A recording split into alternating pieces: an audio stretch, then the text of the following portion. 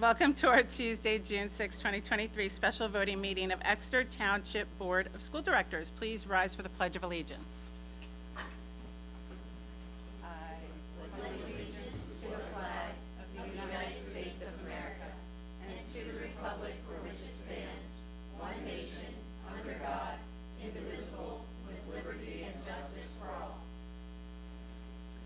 Okay, Mr. Fite, can you please take roll call?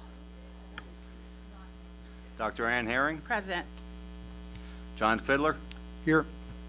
Dr. Andrea Battler, Here. Dr. David Hemberger, Jason Mell, Here. Timothy Morgan, Robert Quinter, Here. Julia Schaefer, Here. Allison Wilson. 6 present, 3 absent. Thank you, Mr. Fike. In addition to the 6 board members in attendance this evening, we're also joined at the board table by our solicitor, Sharon Montaigne, and the members of the school district administration, including Dr. Christy Howler, superintendent, Dawn Harris, assistant superintendent, Dr. Josh Hoyt, director of teaching and learning. Welcome to the table. Diane Skornavaki, director of human resources, and Brian Fike, who serves as our business administrator and board secretary. We will not be amending the agenda tonight. Next would be public comment, but no one has signed up. So I believe we would go next to Education Committee. Dr. Battler.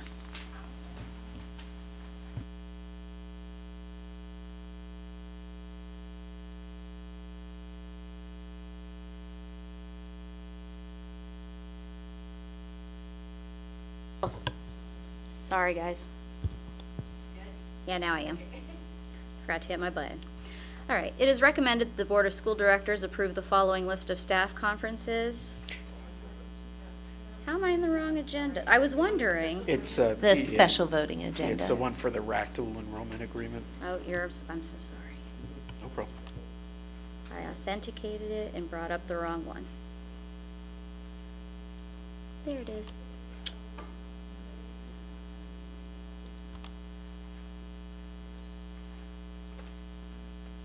Okay.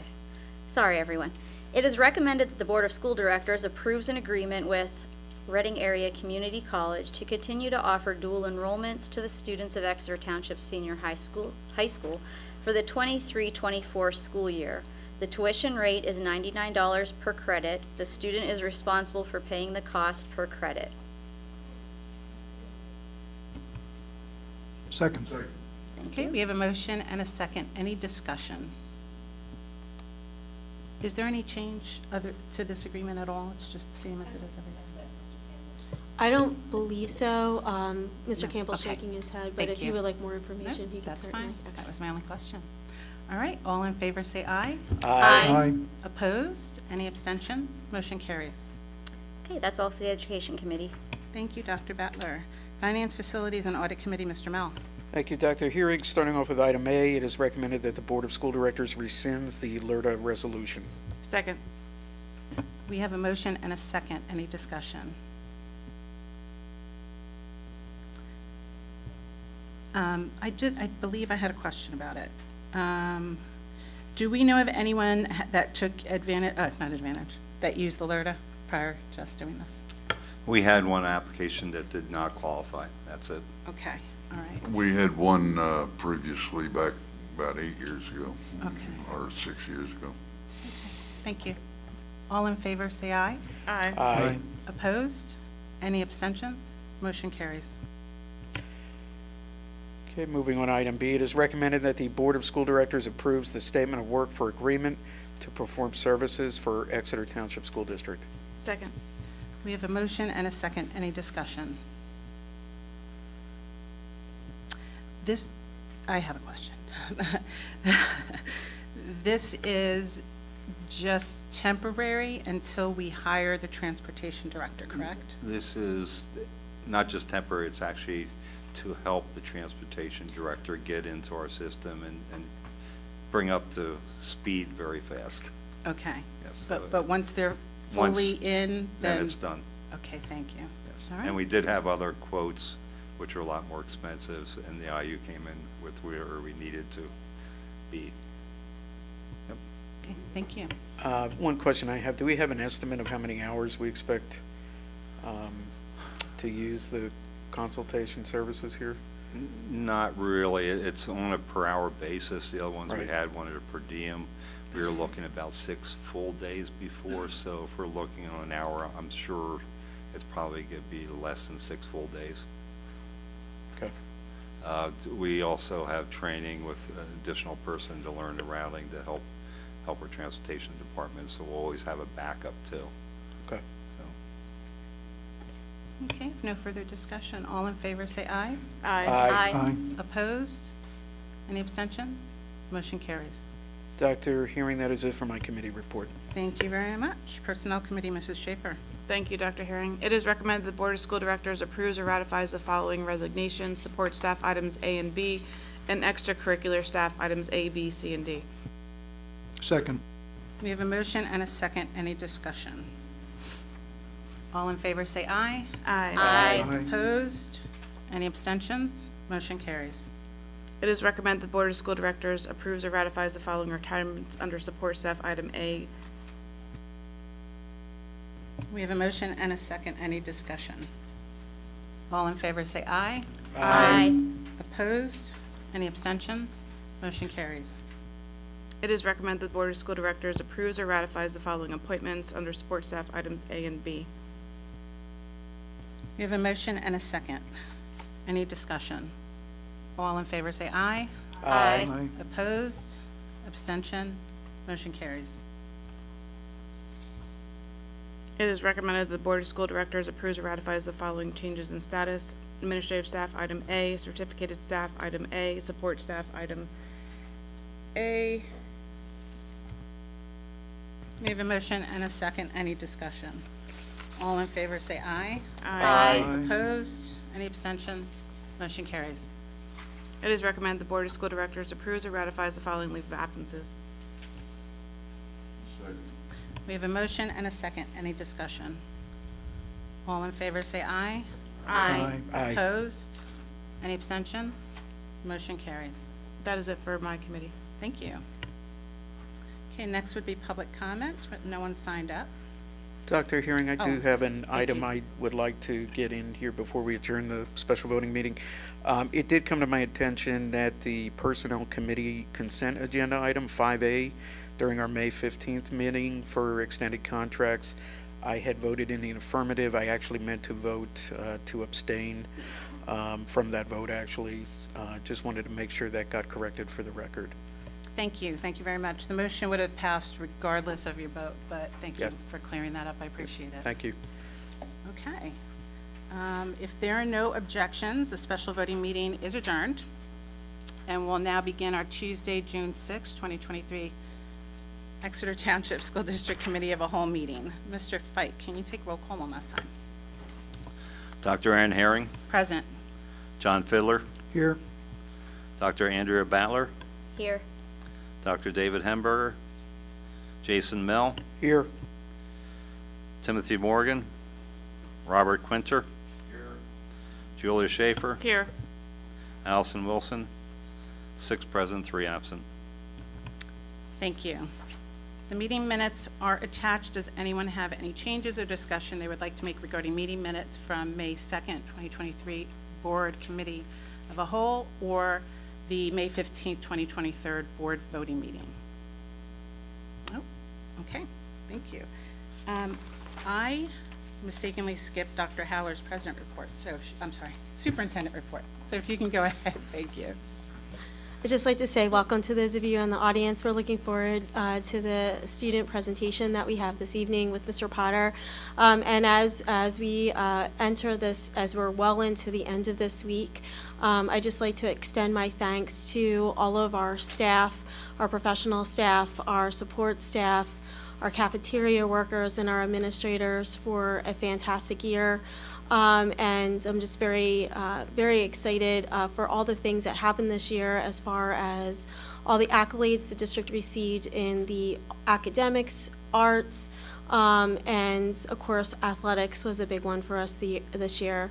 And we're looking forward to seeing our students graduate this Thursday and seeing what amazing things they go on to do.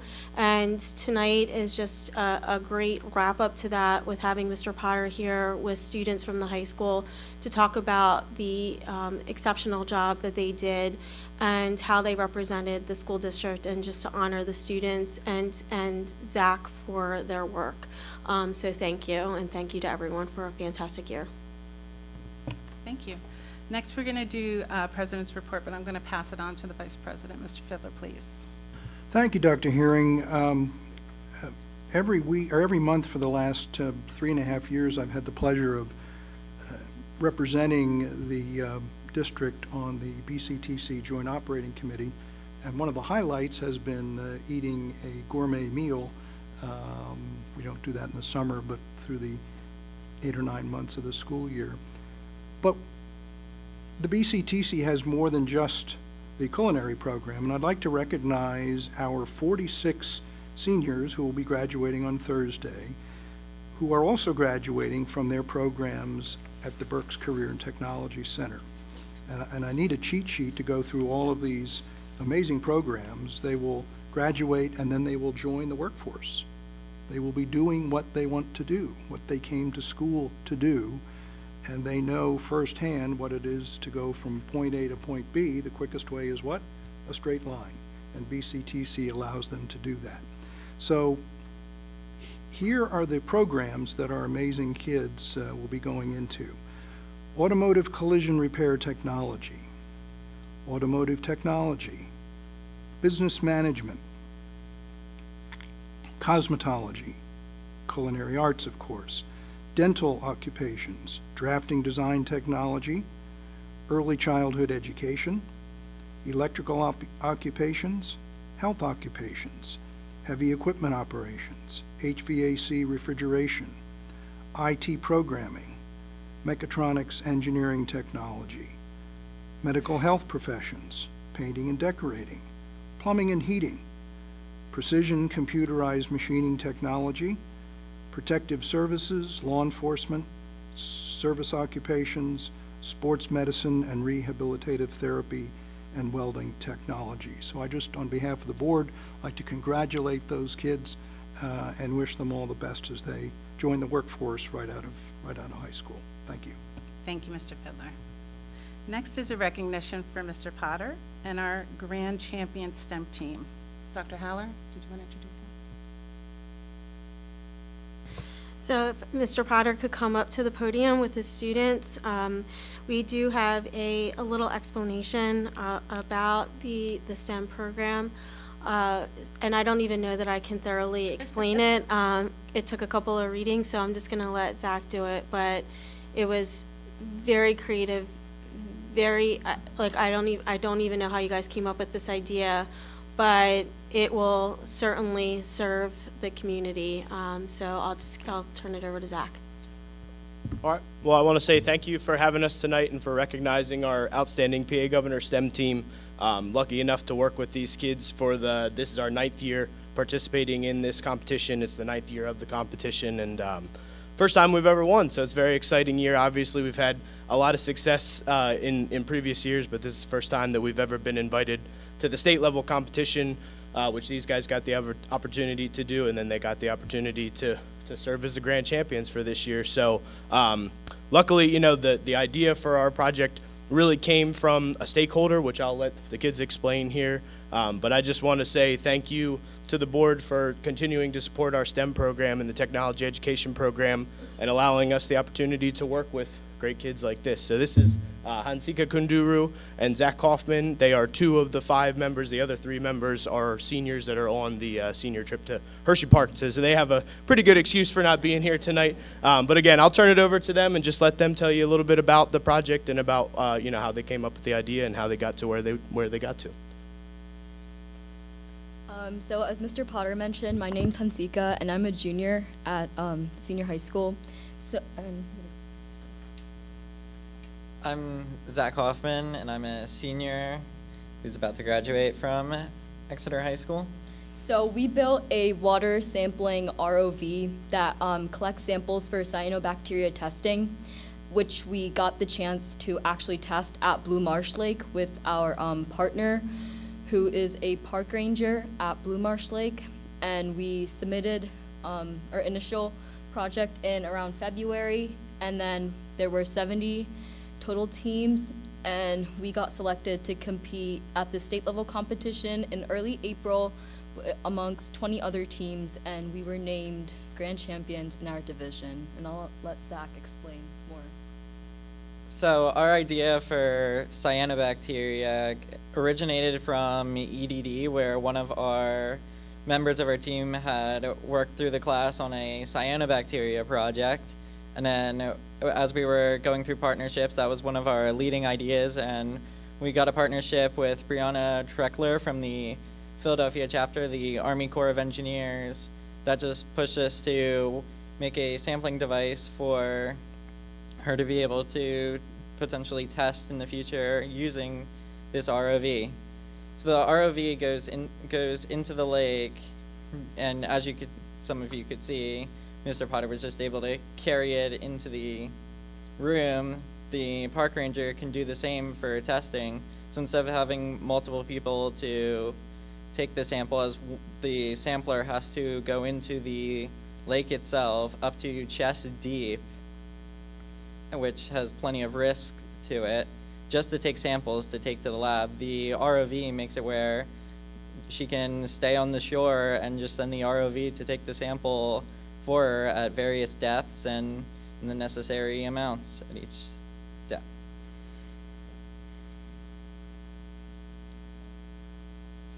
Yeah, no, I'll just wrap up by saying, I mean, the kids, they got here by talking to their stakeholder, which is Brianna Treckler, like we said, and we reached out to her. We really just kind of cold called her, and she worked with us through the process, and they were able to take her specifications and take some of her ideas and turn it into what you see here. And then they did a really great job presenting in Harrisburg.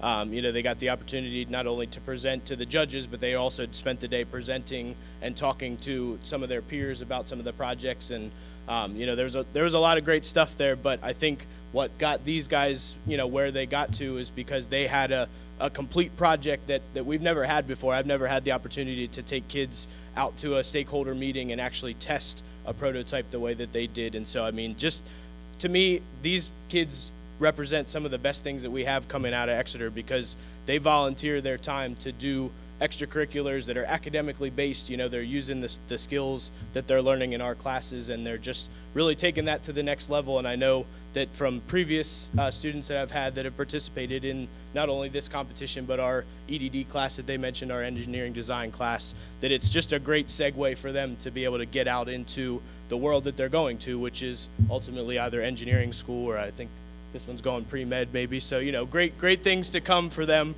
So again, just some of the best that we have to offer, and I just want to say thank you again to the board for having us here tonight and for showcasing the awesome work that they do. So thank you very much.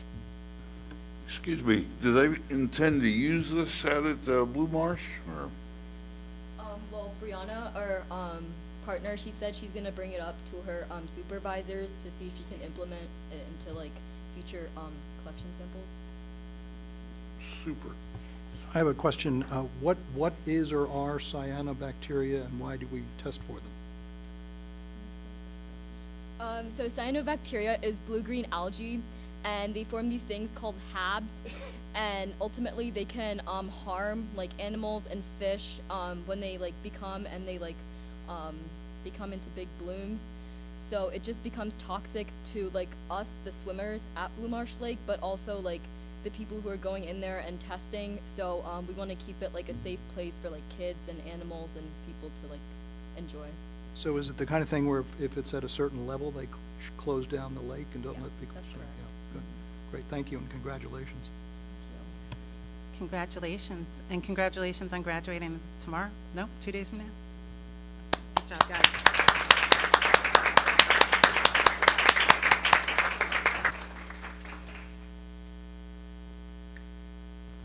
Okay, next is a presentation by Ashley Reinhardt.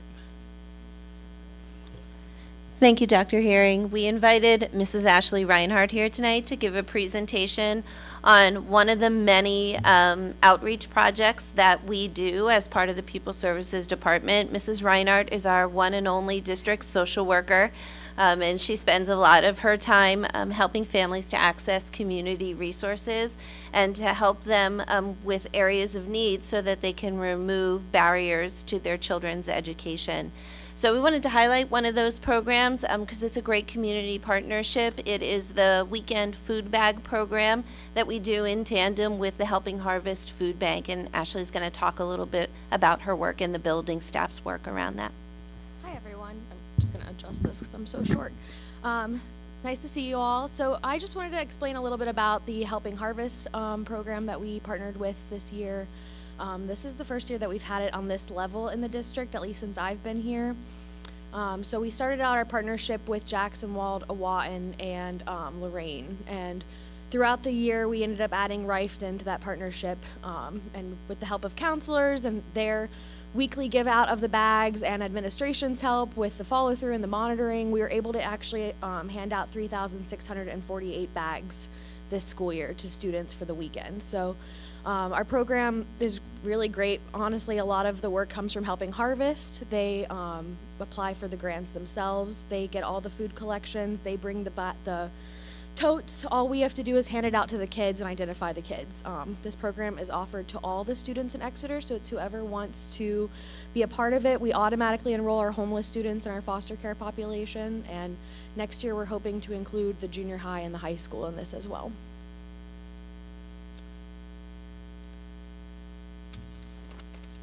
Any questions?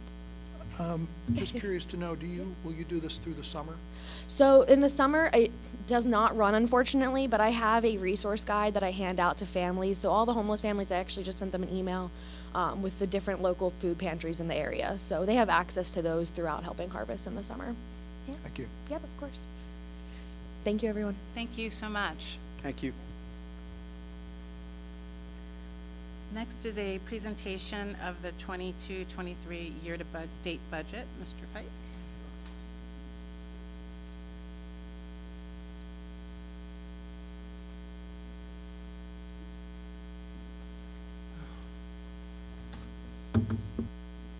Well, it's hard to read from back here. I'm going to try and make this short and sweet. I know Mr. Fiddler asked if we can get an update of where we stand on the current budget. I basically broke it down into major programs or departments and also into revenues. I'll give the bad news. We're going to be over budget and expenditures by about $800,000 for the year. Most of that's in facilities or grounds because of the cost inflation went up. We have a little bit over in student activities because our kids are really doing well, and we had a lot of postseason.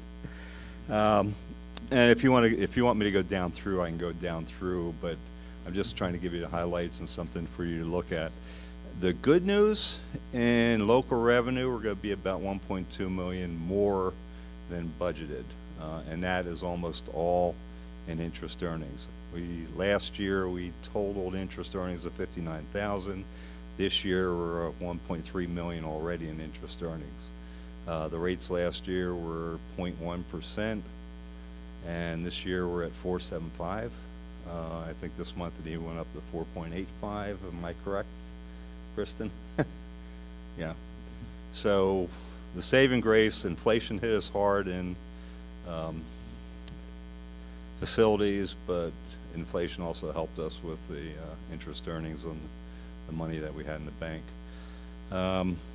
If you want to go down for some notables, and supervision of student services, we're going to be slightly over there. That was really due to the additional guidance, counseling, psychological services we had to endure this year. We've made adjustments in this coming year's budget. In fact, I think Dawn was pulling some things in-house to stop using outside services, so that will be under control. Also, we're hoping to have the mental health and safety grant approved earlier in the year, which was supposed to be available this year. It was finally approved this past week, and I think that's on the agenda for a informational item that we finally got approval of it. So that money will be available next two budget years. That's another $150,000.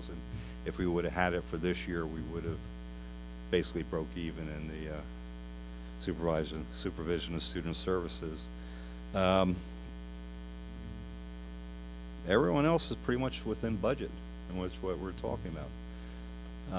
Do you have any questions on expenditures? I know it's the first time you've seen this, but we've gone through the 23-24 budget for 12+ meetings in the last 9 months. So I think you probably have a pretty good understanding of where things are spent.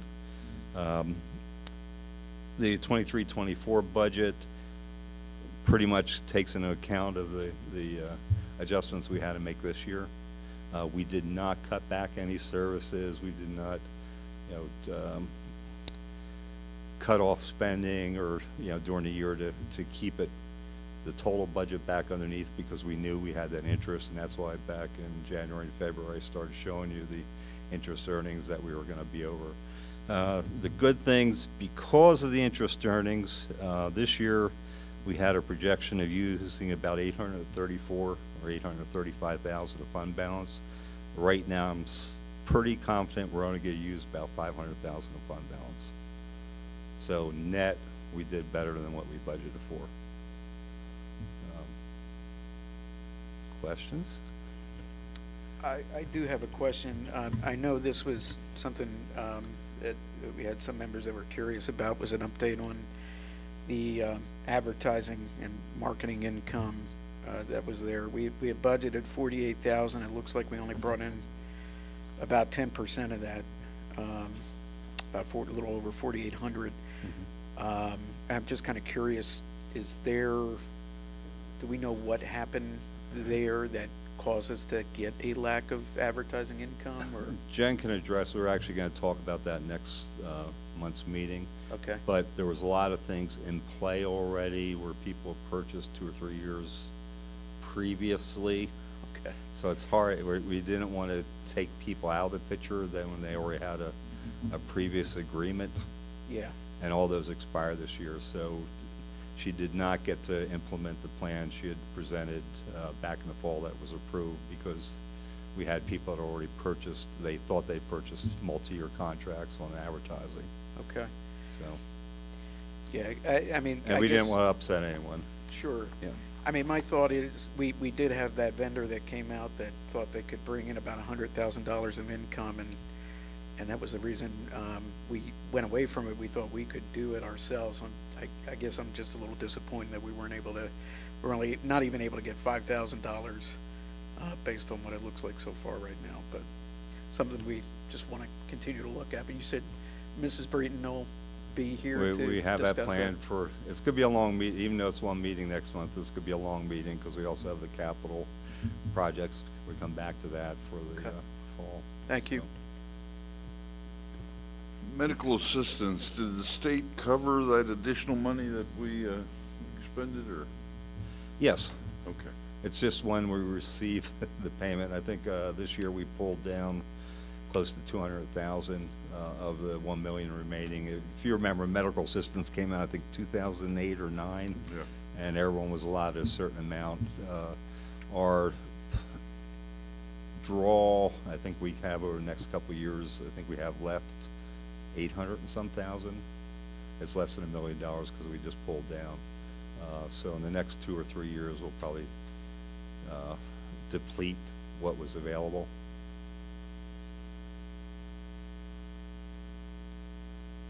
And that's really reimbursing us for expenses we put out. Any other questions? No, I have a request if we can just upload this to the website so everyone else can see it. Oh, yeah, we'll have this uploaded.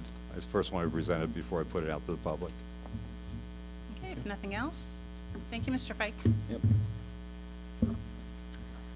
Okay, we will not be amending the agenda tonight, so we'll move forward to education. Dr. Battler.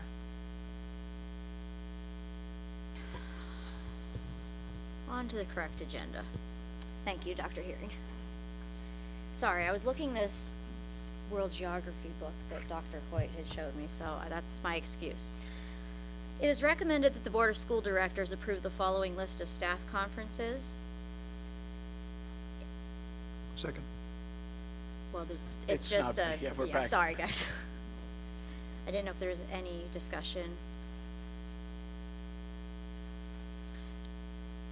All right, well, moving on to field trips. It is reported that the following field trips within the 60-mile radius have been approved. The senior high students will be traveling to the Santander Arena in Reading for graduation practice on June 8th.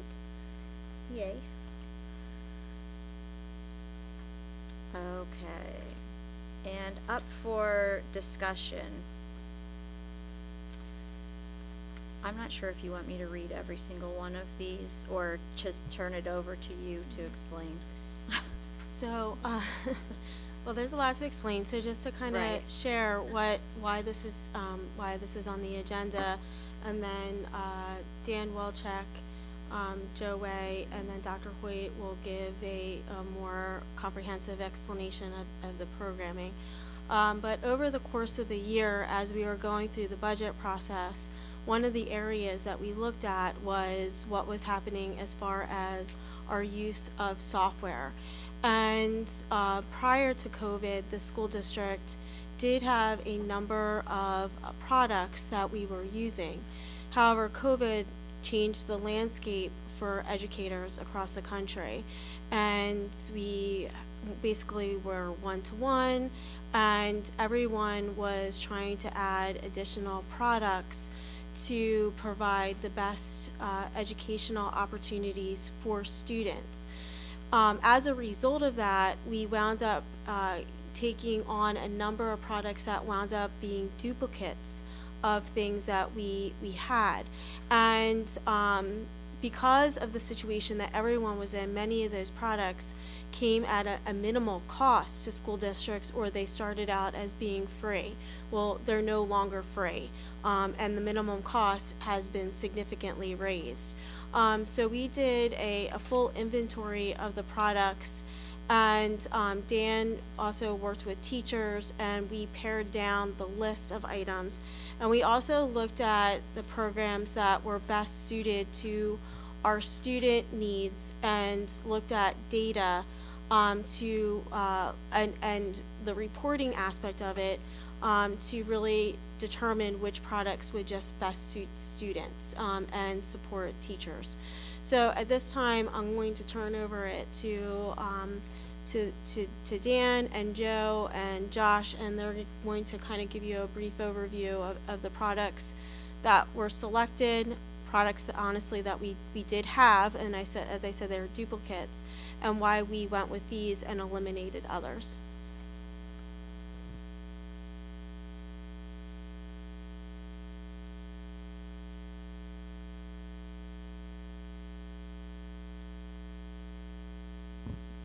I'm going to just go through each product as a list and kind of explain where that's coming from.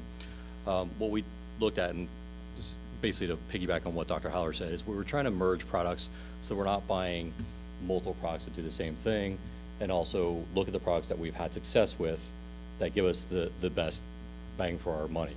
And also to try and limit the number of training hours for teachers.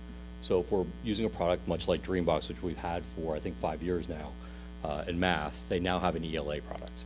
So we brought in Reading Eggs, which is another product, another system, another data management, and now we're looking at using Dreambox Park for K-12 and then Dreambox Plus for 3-4, which is very similar to our Dreambox Math. So when we put them together, you're going to see that the data systems are similar, the evaluations are similar, and basically how that works is very similar.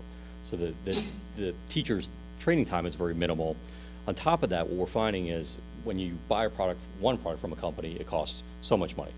The next thing you add to that product is actually generally half or 2/3 of the original cost. So if you look, our original cost for Dreambox was $33,000. The same thing for ELA is $21,000. So it's almost a $10,000 savings to add that extra, not savings, but if we bought it standalone, it would be $10,000 more.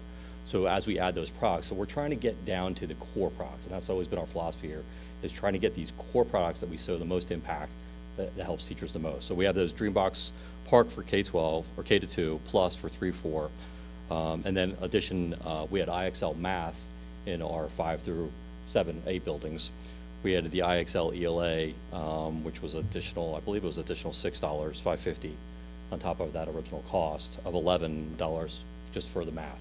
So you can kind of see as we add those products, the cost. And same thing, training time, impact. We've had that product for about 5 or 6 years, same time as Dreambox. Along with that, we're looking to improve our science at our elementary level. Our FOS kits that are in science are 19 years old. It even surprised me how old they were. They're actually 2 generations behind the standards of when FOS actually has released 2 separate packages since then. So we're bringing in Mystery Science. Mystery Science was a product that we saw tied in with Discovery Ed, which we've had for years.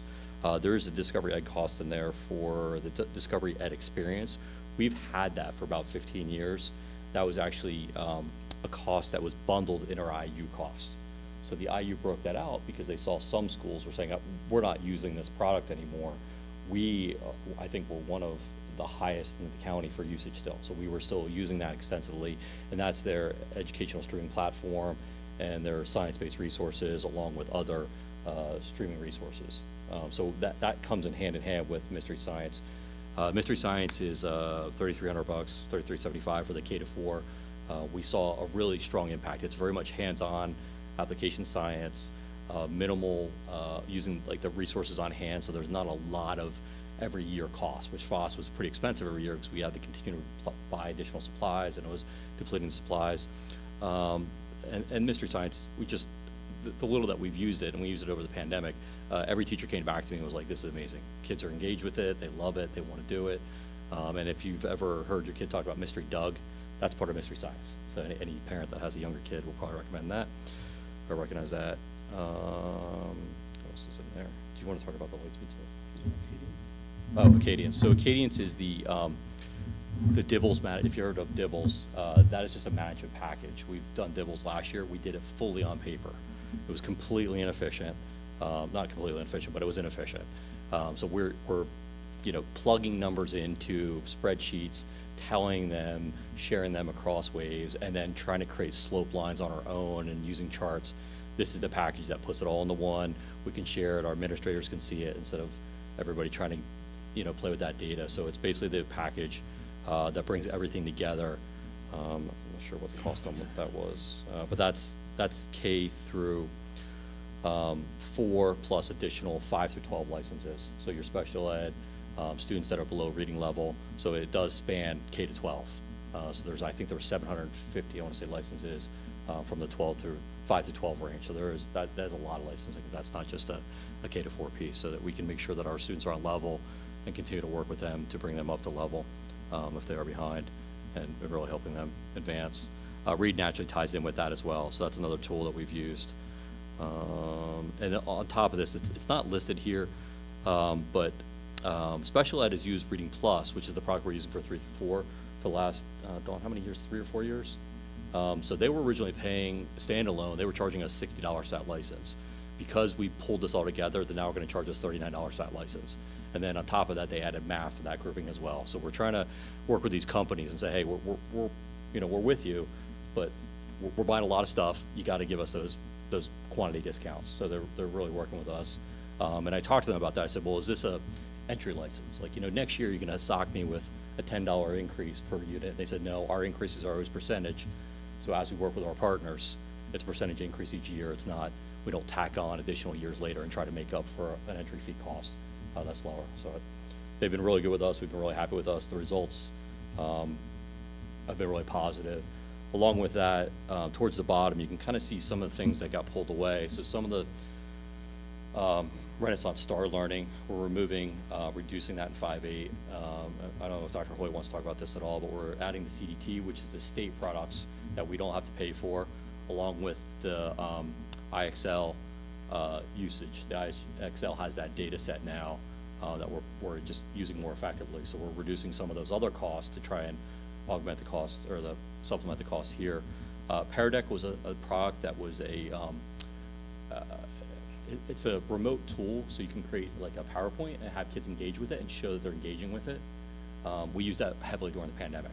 So we're eliminating a $4,000 cost. So instead of buying that district-wide, we're still using that in small pockets. We're going to just buy a $100 individual license for the teachers that are using that and are fully embedded in that. So that's going to come down $4,000. Reading Eggs is going to get replaced with that Dreambox and Park. Screencastify, we're eliminating. That was the tool that teachers would be able to record their screens. So if they're doing a lesson to share with the students during the pandemic, we're moving to a free version of that. They changed the free version licensing from 5 minutes to 30 minutes, and then we're embedding, instead of using their servers to store our videos, we're putting it in Google Drive. So we integrated that. So that's just a straight elimination of $5,000 for a like-for-like products. World Book Online we removed. We're now working with PA Library. PA Library is a cost of $400 per building. $400 per building. Consortium and the libraries in PA have these pools of products they bring together. I don't know how they get this pricing because it's like if you break them down, it would be $20,000 and they charge us $400 per building. So we're eliminating the World Book to use the Gale online resource, which is a like for like. And then First in Math was an elimination kind of for the Dreambox Math and Extra Math, which we have in IXL.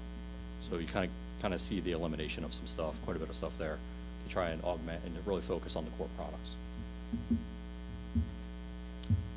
Questions on that? I don't know if you want to talk about those. Sure. Dan, I have a question. Yeah. How do we measure the effectiveness of all of these tools? I mean, one way that I think about measuring something is you compare what the current state is with what was going on before we started using them. Now, if we've been using some of these for many years, that might not be a valid way to do it. But how do we measure, how do we justify these expenses? Are they, I guess my central question is, are they helping our kids learn?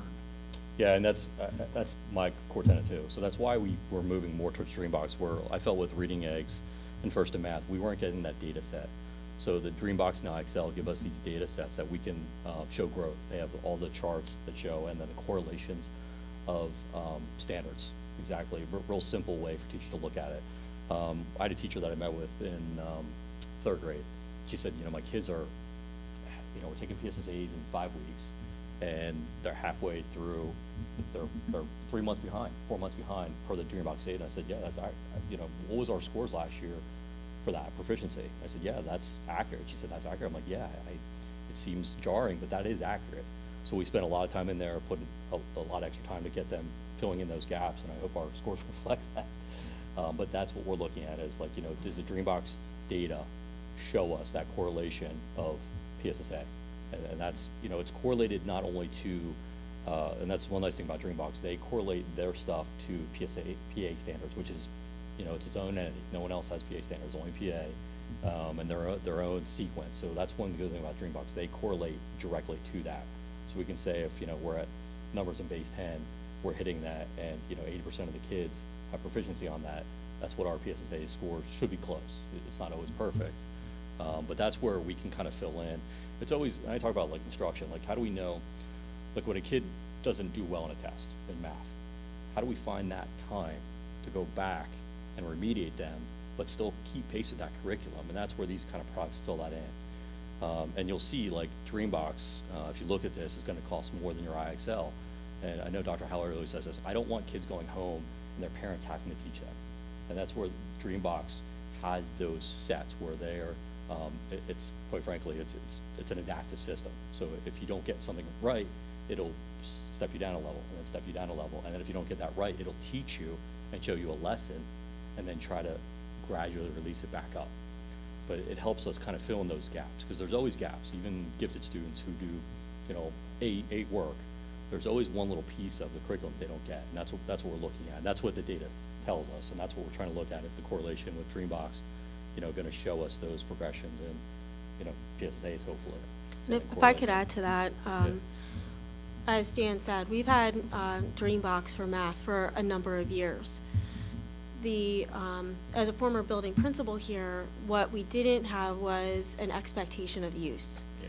So when we started looking at data from teachers and comparing it to their PSSA scores, what we were finding was that teachers who did use it consistently in their classrooms did have it did have an impact on their PSSA scores. We felt like we could directly attribute it to that.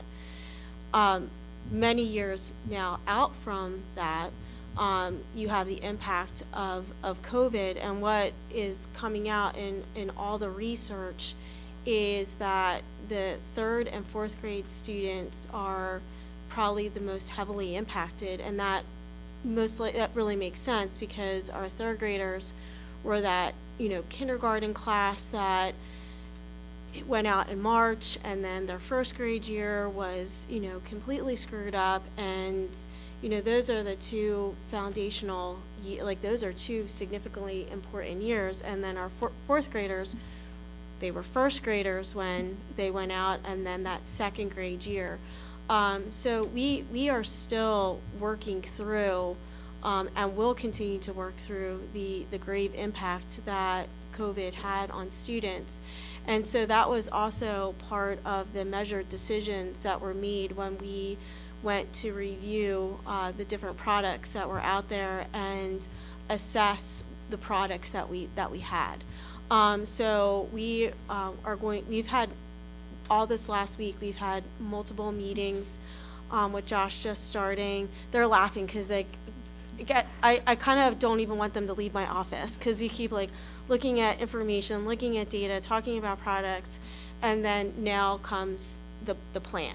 And then PD, and then looking at the data. So it really does have to be very fluid and very cyclical, and there's got to be a lot of work between the administration, central office, the building principals, and our teachers.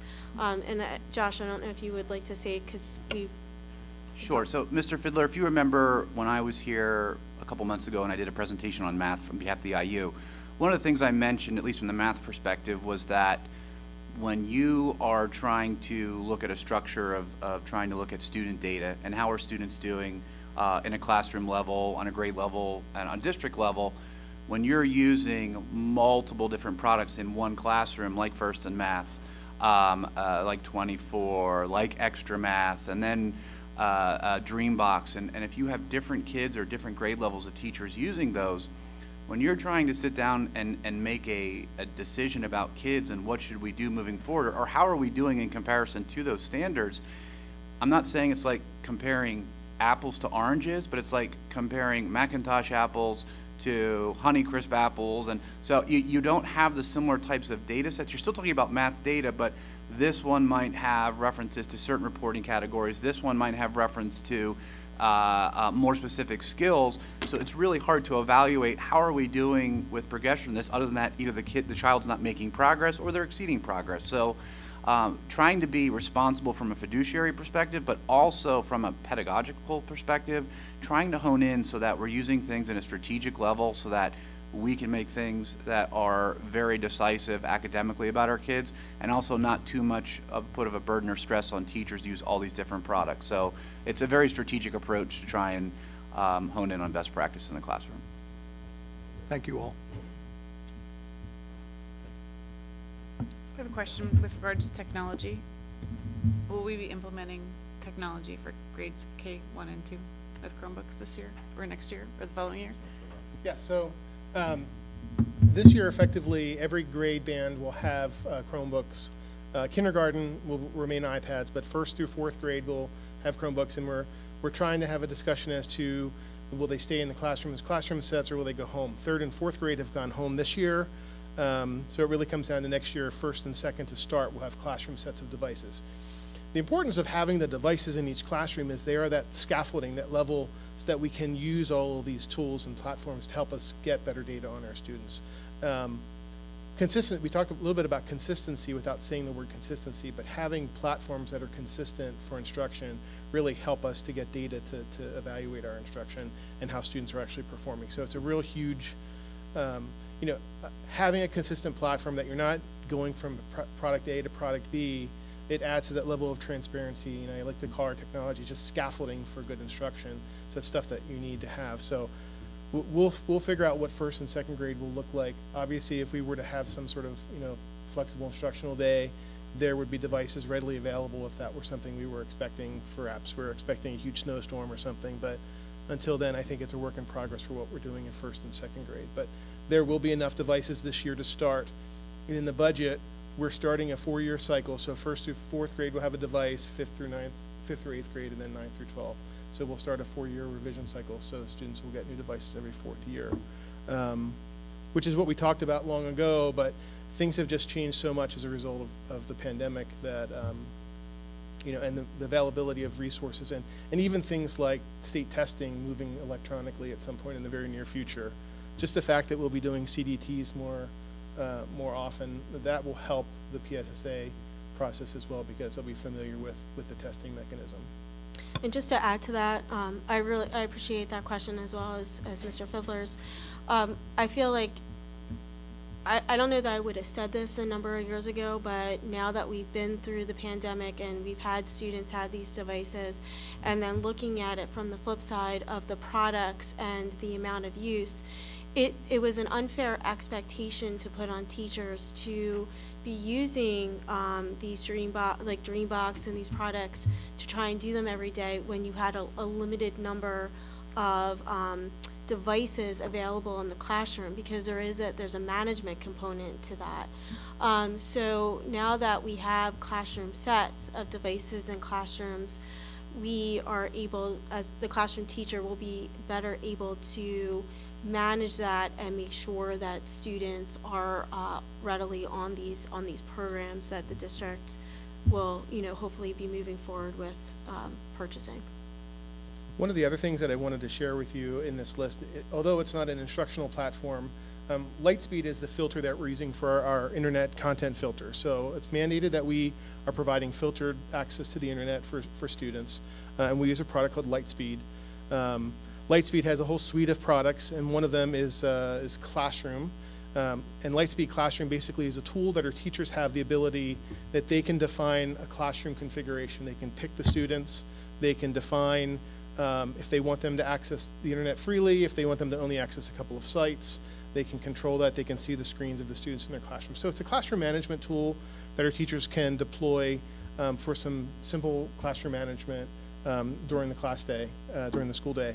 And we have that currently from grades 5 through 12, but because of the pushing down into the elementaries, again, it's that idea of talking to a vendor and saying, if we're using one product and then we're using 2 products, what does the third product cost? So we did manage to get a decent pricing to bring Classroom to K through 12.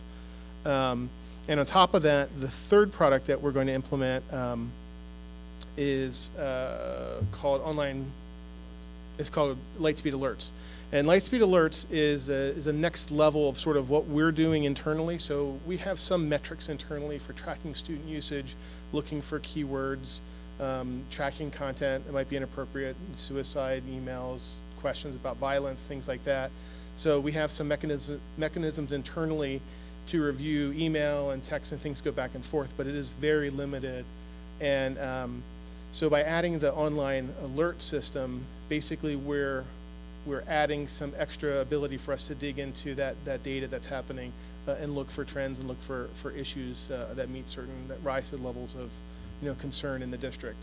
I do want to just address the concerns of this is not the product like Lower Merion had. We're not able to remote activate cameras or do anything like that. This really is just looking at the data flow that's happening real time.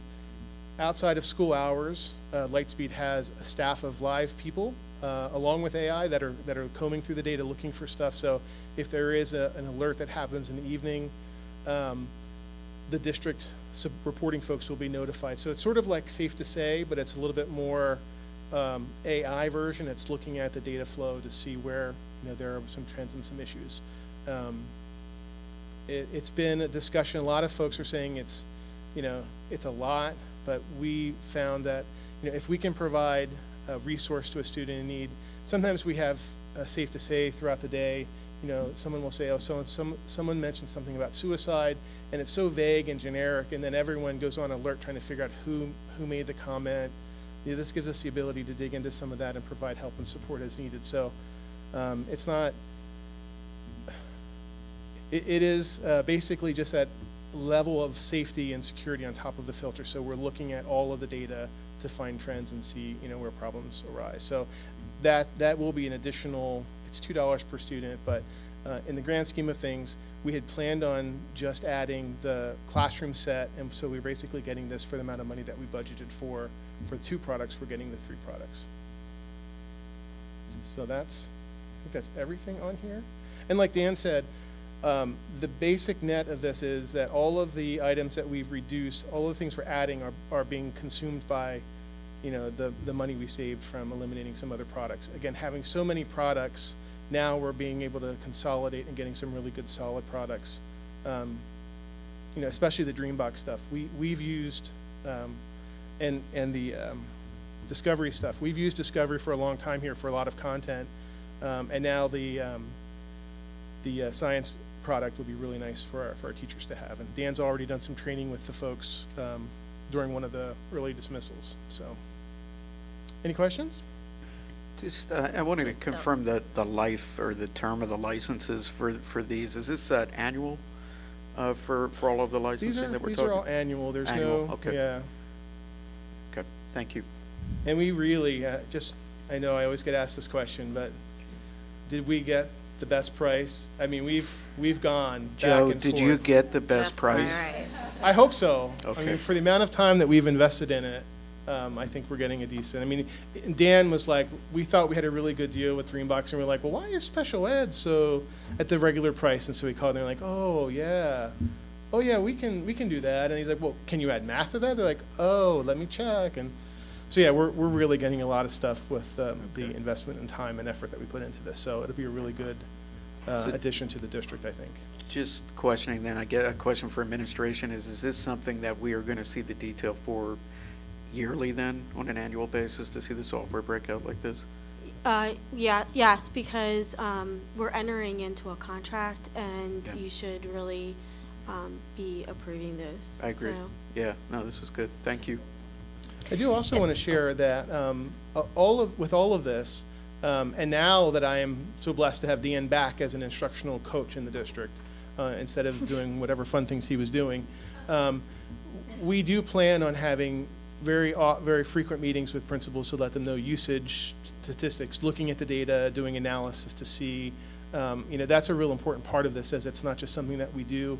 One of the things we've done, when we purchased Dreambox a couple of years ago, we got it, gave it to the buildings, and Christie's building did a fantastic job, and they netted a lot of results. They could see this, the more time the students were using it, the better they were doing. But some of the other buildings it just didn't fit into their list of things that they were doing. So again, adding the routine of this is the expectation of use, and then Dan will be working with principals, monthly to let them know how things are going and progressing. So I think when you see data meetings in the future presented from Dr. Hoyt, you'll hear some of these terms. Dreambox and IXL will be some of the things that you'll hear about. If I could just add to, one of the really great things that I think the team administratively here has done is working together to make the use of this software something that's across the board and not just in specific pockets. So for example, in past years here and there, sometimes things would happen in silos with software and curriculum resources and instructional programs. So perhaps regular education would be using one data collection tool and special education would be using a different data collection tool. And nobody was kind of speaking the same language around that data, which makes it really hard to use that data in any really functional form. So what the team has done here is it hasn't been a one-sided conversation. They've fully included pupil services and special education in these conversations so that when we sit down with families to talk about data, we're talking about the same data collection tools, whether the student's being monitored in regular ed or whether they're being monitored in special education. And that's a huge benefit to our families and our communication with families. If I could just add, I just want to extend my thanks to Joe and Dan and his team for going through all these products, vetting them, for the multiple conversations that we've had around it, the many meetings that they set up with the different companies that review these products with us, and then Josh coming on board just on Tuesday and jumping into these conversations and going through all this to put this together. So I just want to extend my thanks to all of their work that they've done on this. Thank you. Wait, quick question. So sorry, guys. So you had mentioned that there was a, no cost difference, but if I'm adding this up, it's an extra $20,000. Am I not adding it up correctly? You're probably not. So Okay. Dan and I have I'm looked, just- the document sorry. that we had was very meticulously Burn. organized and laid out, and then it was all fit into the board template, and I was looking at it and I was trying to figure it out myself, but, Okay, yeah. only because I just added up the highlighted ones, and then I subtracted the 65,000. So what some of the things that are included in here are the fact that like special ed had Dreambox for ELA, and so we've included that in the number because it's now included in the number, but it was in the budget originally. It's nothing new, so we Okay. may not have included it, and that was about 15,000, and so there's a Okay. couple of other little items like that might. Well, I appreciate all that you did reaching out and streamlining this for me. Thank you. Good thing you don't see that document that Dan's looking at, because that one's chaos. Thank you. So, I had one more question, maybe not for you, Joe, but can we have the contracts, the actual contracts for the software attached to the agenda for the voting meeting? Okay. Yeah, we can get them. Yeah, I think that would be They're just beneficial. agreement. I mean, they're just quotes or proposals. They're not really Just for contracts. public Yep. awareness and. Absolutely. Yeah, the language that's in them, it would be good. Thank you. And the CDT is a free product from the state, so there's not necessarily a contract with that. It's through DRC. The questions are developed the same way they develop on the PSSA, so I can provide information that they can attach to that. It's not something we sign, it's just something, we just let the state know that we're using that, and they support us with it. And I'm a CDT statewide trainer, so I'll be able to support the district with that. Okay, if there's nothing else, moving on. It is recommended that the Board of School Directors approve the purchase of the following textbooks for the 2023-2024 school year. It's right here, Global Studies, Senior High School, 9th grade. This is the National Geographic World Cultures and Geography textbooks. Projected cost of 120 textbooks with a 6-year digital license is $37,404.50, which includes shipping and handling, since we had questioned that so many times before. Is this a real textbook? I'm holding it, my friend. Ah, I'm very holding good. it, and it does have the digital license where you can go online. We are gonna get 120 of these though, right? Yes, we are going to Thank get you. that amount of digital Okay. licenses. So yes, Mr. Quinter, we're gonna get 120 of these. Will there be a copy of that available for our review prior to the next meeting? You can pick it up at here or come and review it here, as long as you bring it back. But this is the one that Well, I probably wouldn't take it away. I used to lose my school books all the time. Well, then I expect you to come in here and read it. I will say, I was just glancing through it, which is why I was on the wrong agenda. So sorry. But this is I do like this. It has a lot of interactive things that go along with it, which is very important. I love how it's highlighted. I do like the one that they chose. So I think that they did a good job. If you guys want to take a look at it after the meeting, feel free. Will it be available during the week in this room? Yes, well, it will be available in in Dr. Hoyt's office, right? Where did we put you, Dr.? Oh, I'm I don't know what that wing is called, but I'm over in the. He's over by Yeah, I'm still Brian's learning the office building, way, but I'm right right over by there. Brian's. But what I can do to Right. keep it simple is I can leave it with Mrs. Jock's office right there, with there Casey's you there, go. and that way, if you want to take a look at it right there, so. That'd be wonderful. No I problem. get lost Yes. a lot of times. Dr. will Hoyt, this- sorry. Do we have a breakdown of the costs? So cost per book, cost per licensing, and then cost per shipping? So, I know that the high school department did the review for this. The only thing I could tell you, my experience with ordering books is that the cost of a physical textbook and the cost of getting a physical textbook with a digital license, there's no difference between the two. So, they're basically saying they want you to have the digital license, and then you get the physical copy with it. But We can get the, you're probably looking at, I think I know it's over $100 per textbook, so. It says in the attachment, Yeah, that's- $124.50. There you go. That's what Yeah. And then if we're purchasing 120 textbooks, that comes out to close to 15,000. So I'm trying to understand what the discrepancy is between the It's total like cost. $311 a book if you divide 37,000 by 120. Is that for the digital 6 It's years? for the, Mr. Campbell, did we get extra digital licenses with this one? We would have gotten enough digital licenses for all of the ninth grade students. Yeah. And there are Yeah. hard copies. Yeah, we would have ordered enough digital licenses for each of the ninth grade students, and then hard copies for the students to have access in the classroom. So there's extra digital licenses on Yeah. top of the Gotcha. physical hard copies. So it says 205 6-year digital licenses on that sheet that we're looking at. It's handwritten in there, in the attachment. 120 textbooks, and then with digital licenses, 205. Oh, Yeah. it is. That's That's what's Yep. I guess for my purposes, if somebody would be able to provide a breakdown of the digital license cost and the actual hard textbook cost, just so we can understand where all the costs are laying out there, it'd be nice. Thank you. Yep, will And- do. Sorry, go ahead. No, I'll let you go first. Sorry. Oh, I'm sorry. My other question though was for this book, is this all ninth grade students are going to use this, or is this an AP class, or is this? That's going to be used for both the academic level and the honors level global studies.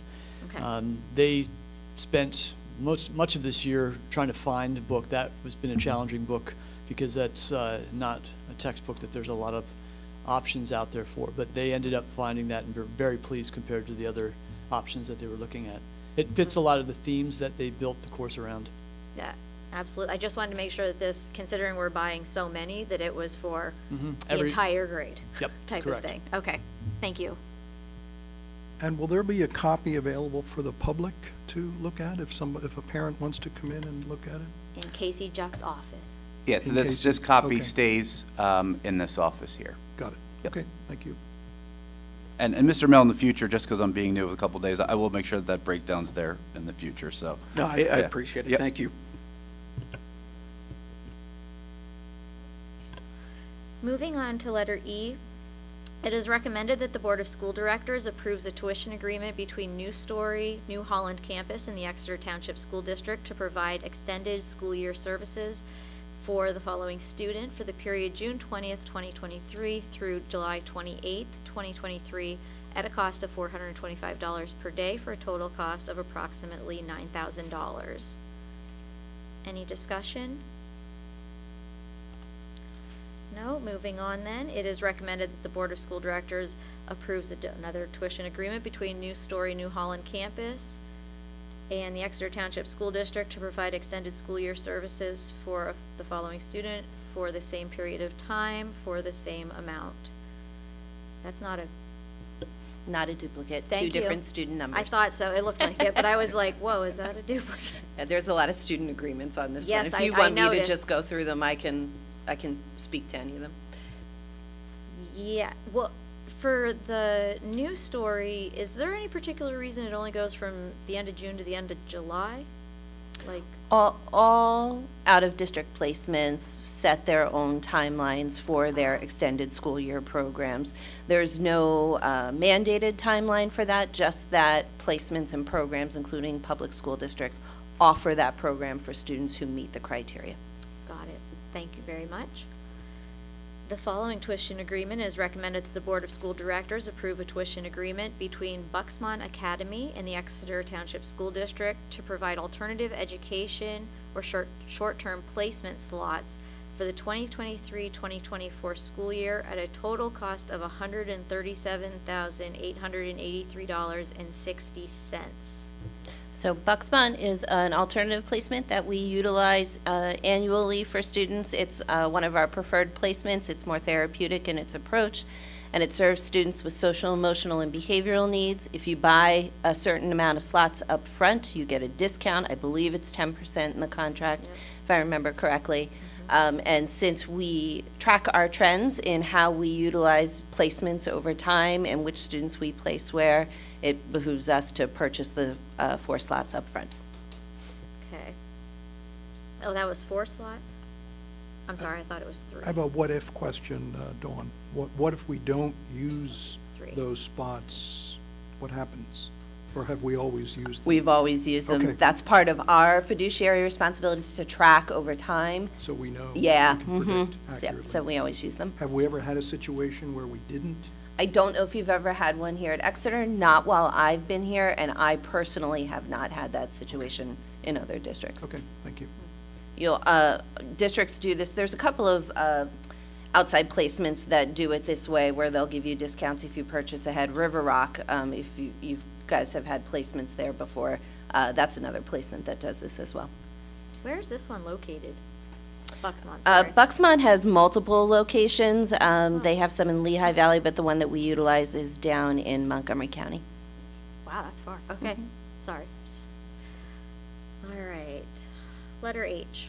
It is recommended that the Board of School Directors approve the adoption of a waiver and release agreement for the following student, which details the provision of transportation fees and tuition to the Delaware Valley Friends School of up to $40,000 per year until June 2026.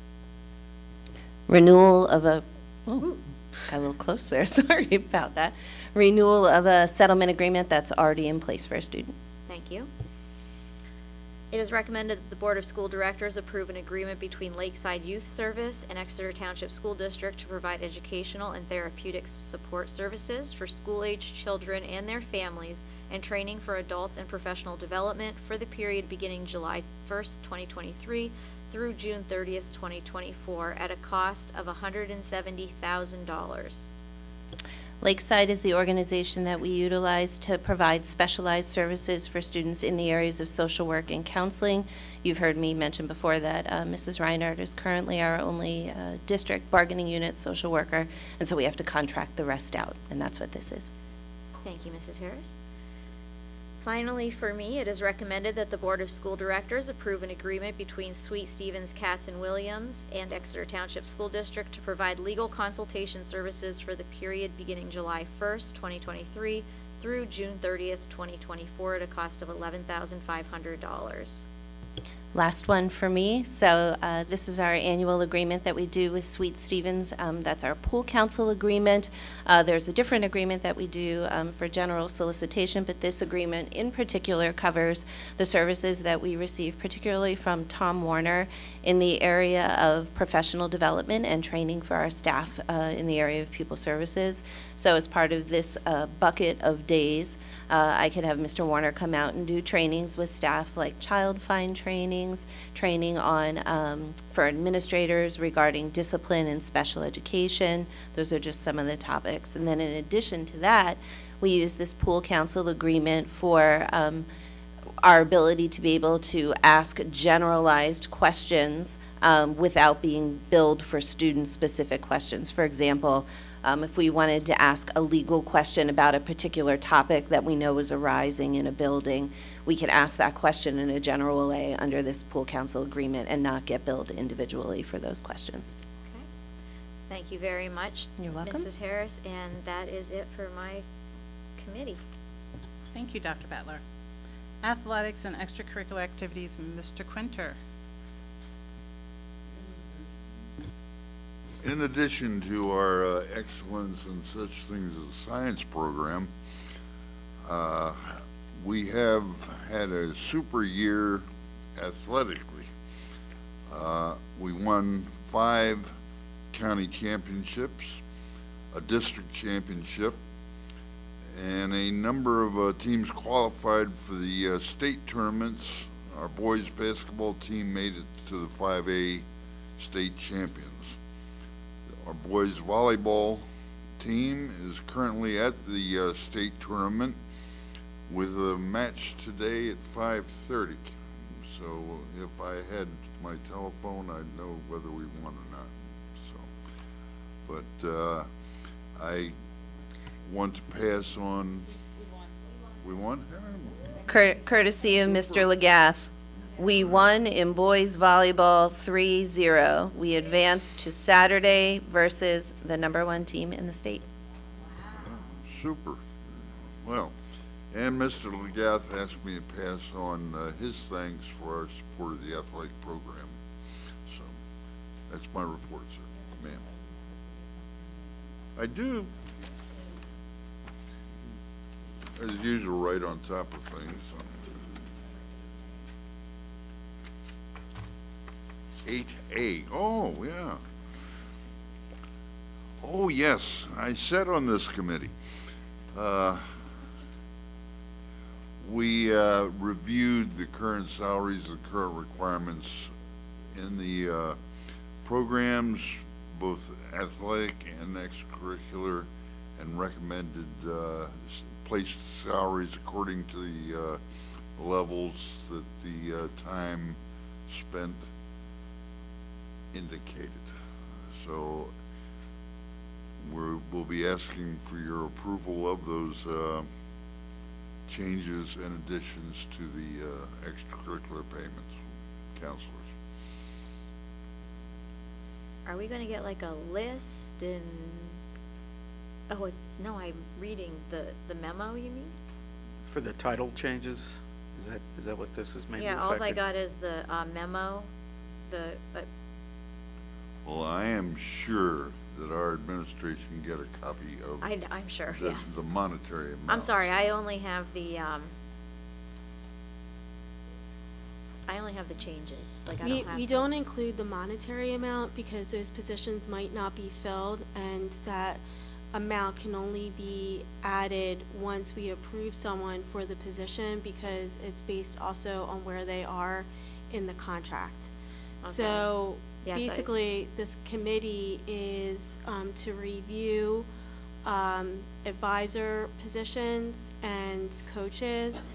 And oftentimes, when we have these positions come up, depending on the amount of time that is, that the person is involved in the program, the activity, the sport, we find that they're not compensated at the correct level. And I spoke to Tom Campbell earlier about this today, and the best example that was provided was we have a staff member who was doing stage crew type of, I'm not sure exactly what the title was. Musical set designer or something. Is it the musical set? Okay. Yeah. And So- if you happen to attend Matilda and saw that set design, Yeah. it was outstanding and looked very professional.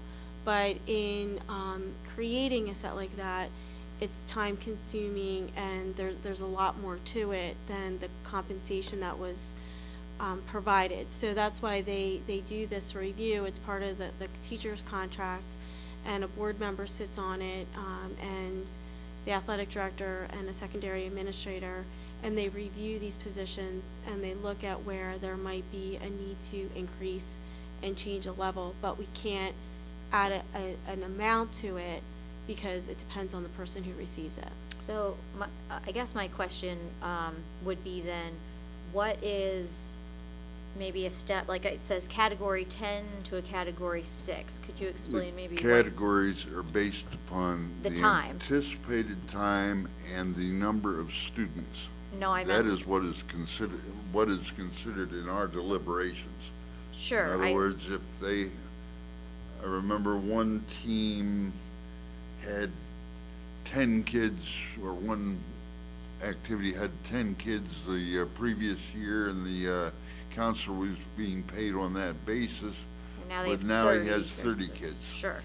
No, So I it's- completely understand that. I just didn't know, is there for example, a monetary kind of anything that you could? Yep, in the CBA, which is on the website, Okay. embedded in there is a list, and basically, broken out by category as to like I guess the stipend almost, you would say. Okay.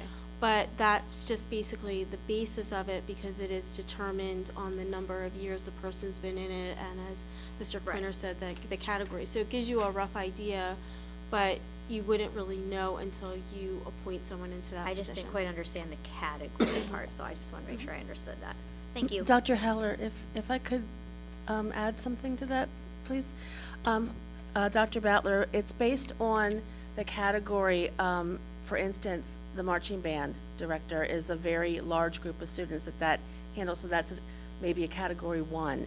And as you go down the list, with some of the smaller clubs, it may be a category 10.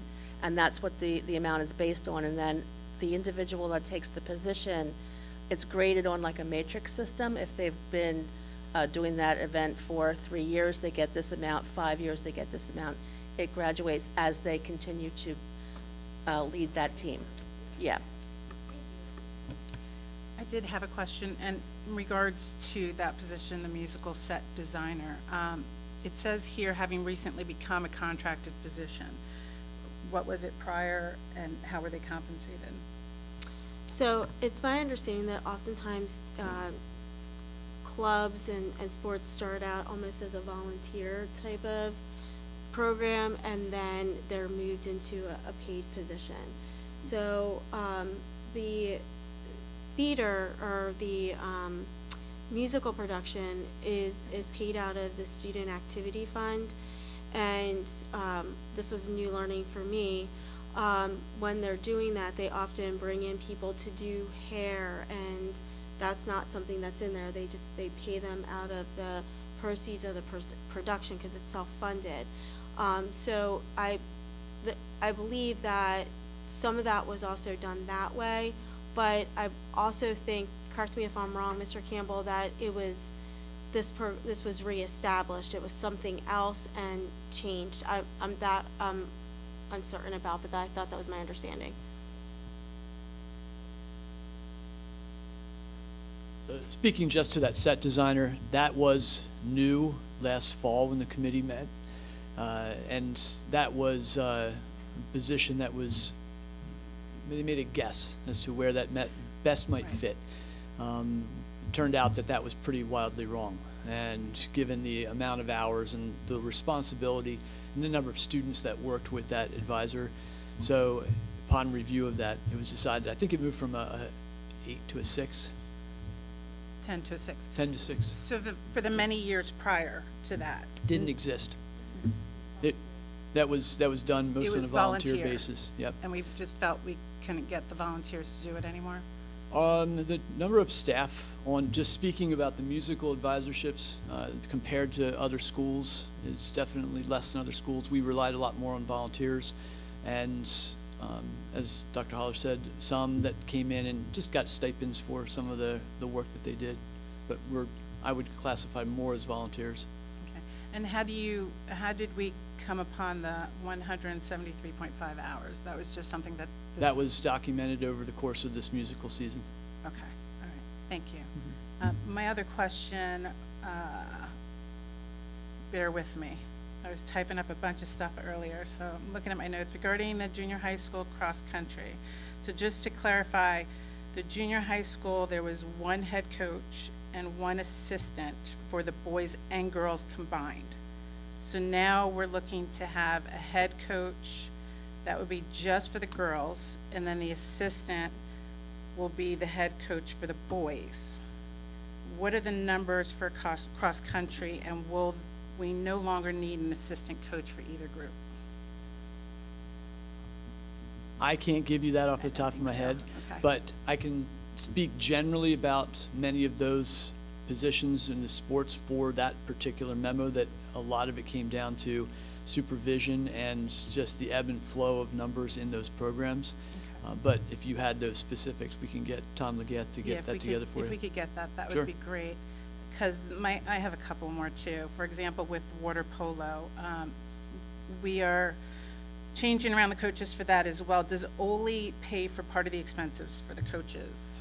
Do we know? Both Ole, Wyomissing, and I believe Antietam are participate, their students participate, and there is funding that comes from those districts to support those programs. Is it evenly distributed? Yes, it's based on the number of students who participate and based on total people in the group.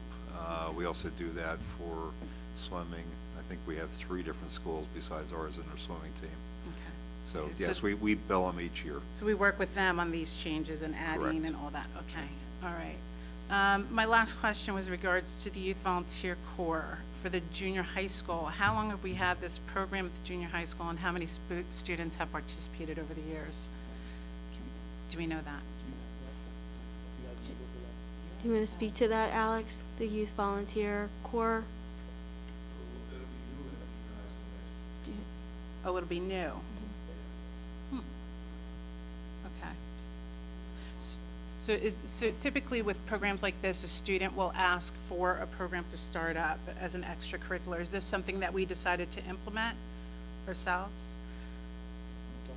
I apologize. I didn't mean to throw these questions at everyone. Yeah, so for historic context, Youth Volunteer Corps is a national organization. There is a Reading chapter, and there are Youth Volunteer Corps programs going on in different school districts in the county. Reading has some school-based programming. I, outside of the Exeter Township School District, am affiliated with the Youth Volunteer Corps. We had 2 very prominent former graduates of Exeter Township, Carly Patton and Saishri Maparaju, who are national and international board members of Youth Volunteer Corps.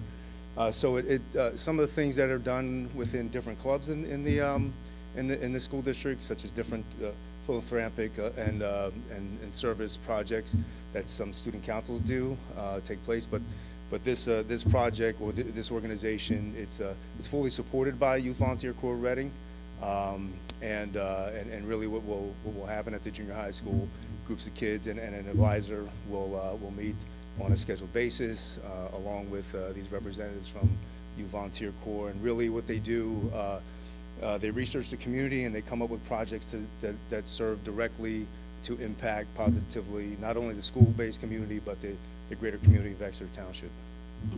Sounds great. But we don't have an idea yet of how many kids will be participating with it, because it's new. Yeah, Okay. because it's new. All right. I would say in my experience of different schools I've been at, they're usually consistently about 15 to 20 kids that are consistent in attendance.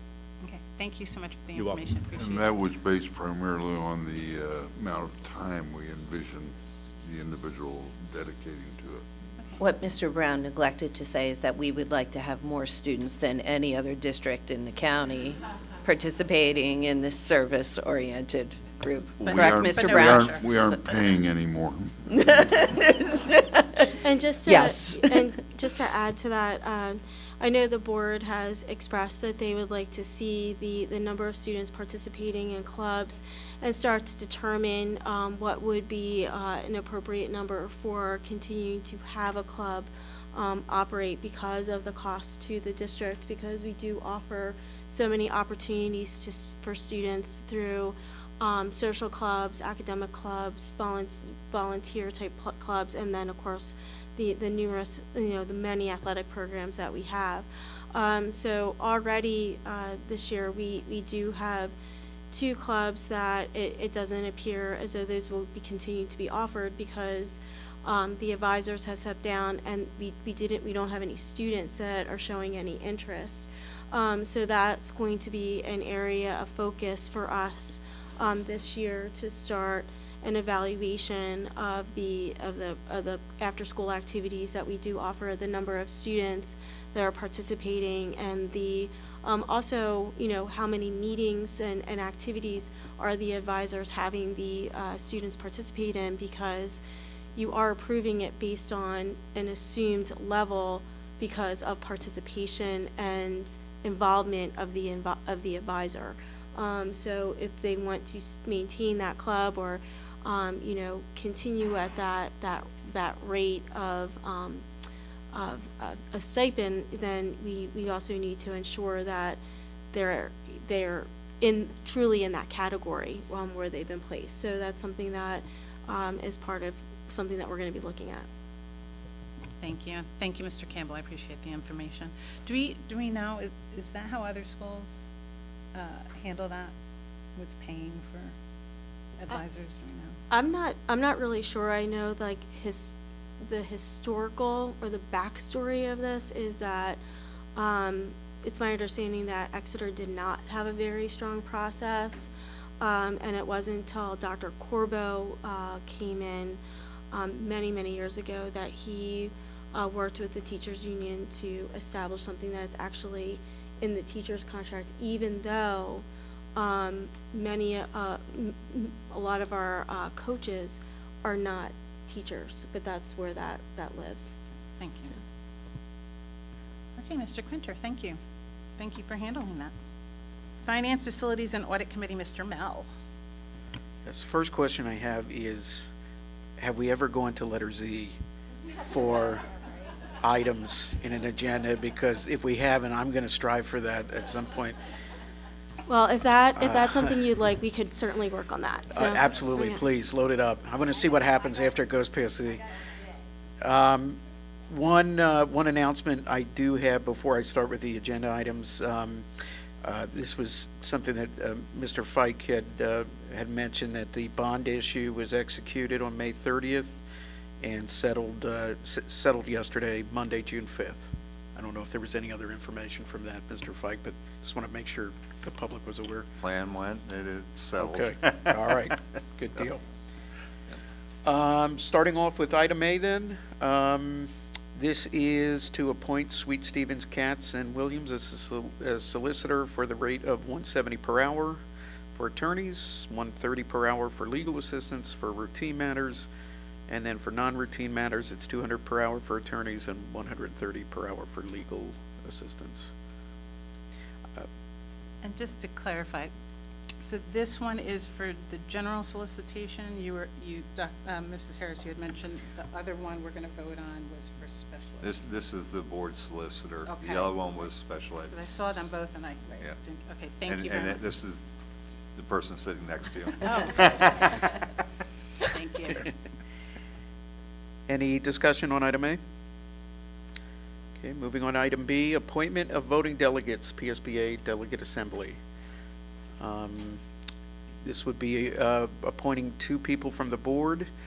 I believe it was Mrs. Schaefer and Mr. Quinter for last year. Open for suggestions for It's this only, coming. we did it through Zoom, and it was approximately, what, 2.5, 3 hours possibly. Started at 9 o'clock, ended around lunchtime. And Zoom, you can take your computer anywhere around your house, and So you're saying it was that easy, you want to do it again? Is that it? It sounded like she wants to do it Sounded again. like a volunteer, yeah, I think she jumped right in there. Do we, okay, I'm sorry, Dr. Badler and Mr. Quinter was pointing to himself. You said you want this? No? I think he was pointing to me. Yeah, okay. I'll do it again. Yes. Okay. Okay, Mrs. Schaefer and Dr. Badler.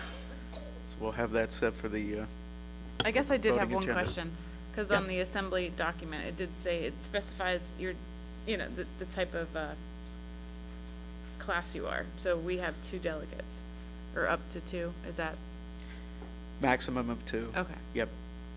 Can we put in there just an alternative, in case one of us, like, is there a way we can do that? In the event one of us has an emergency on that day? Don't know how that works, if you can have a proxy or not. I don't know, but it says it's at least, well, there's one, so if one of us fails, the other one's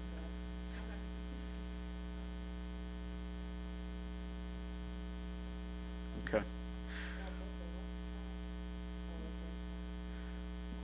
We're good to move on to item C then? I think we have our 2. This is the homestead and farmstead exclusion resolution. Any discussion on this? Believe this was just. This is really subject to your final tax resolution. Last year, the homestead farmstead was $253.69. Yeah. We just ran this through the county software this afternoon, and it's actually $259.39. So Okay, they'll 2 be cents make- higher than 2 the cents higher. document? Yep. Okay. So that'll be changed on the final resolution. Perfect. Any other discussion on item C? All right, item D, the Pennsylvania Commission on Crime and Delinquency Grant Award to the school district. It's in the amount of $158,000 and $158,961, excuse me. Oh, I'm sorry. And for school mental health, $158,961 for a total déjà vu for a total of $317,922.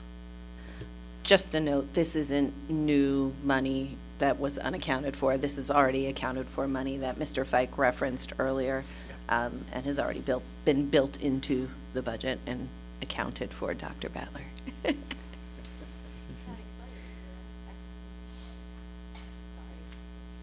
Any other discussion on item D? Okay, item E, this is the summary of the assessment from the PA Department of Education, Bureau of Budget and Fiscal Management for food service.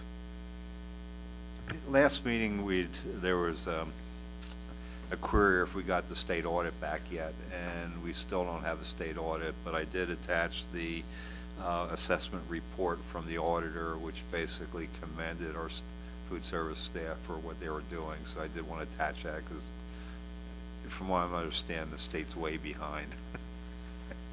I don't know if we'll have it this year, but at least we have the assessment report from the auditor that was here.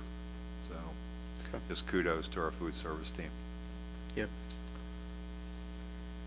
Okay, moving on to item F. This is for the 2023-24 Berks County Safety and Security Consortium payment to, I believe it's to BCIU for $5,500. Any discussion? Item G, food service meal prices. This is for lunch only. The state still has plans to make breakfast free next school year. Any comments? I just have a question. If there's any outgoing seniors this year that do have lunch balances, are they credited back to the student, or can they be donated to the food and service budget to help? We actually give them a choice. You know, we send them a letter asking them if they want a refund. If they don't want a refund, we would credit towards unpaid lunch balances for others. But they have a choice to take the refund or donate it. Was there any change in the pricing this year? I'd have to go back. I think it was like a half a cent on one of the levels. Might have been the junior high level, or 5 cents on the junior high level.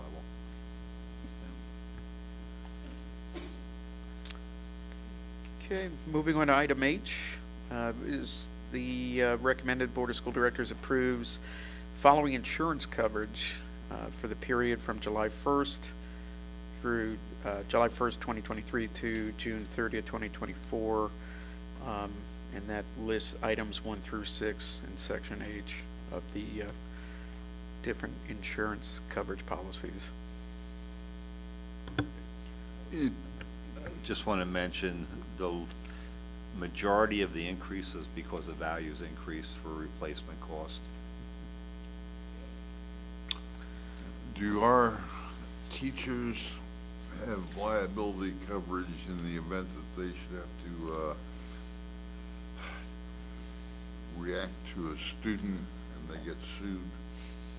We have errors and omissions, and I believe the union also has something on it, but I'm not 100% sure of that.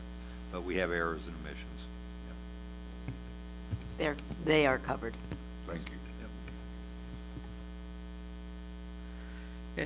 I'm sorry, Mr. Fike, on your comment, was that related to number 1 there with the increase from the insurance package for property and equipment breakdown? Correct. Okay. Our values are a lot higher just for the fact that replacement costs and construction costs increased. Plus, we also added a couple $1 million with the bus maintenance facility. Okay. That went online this year.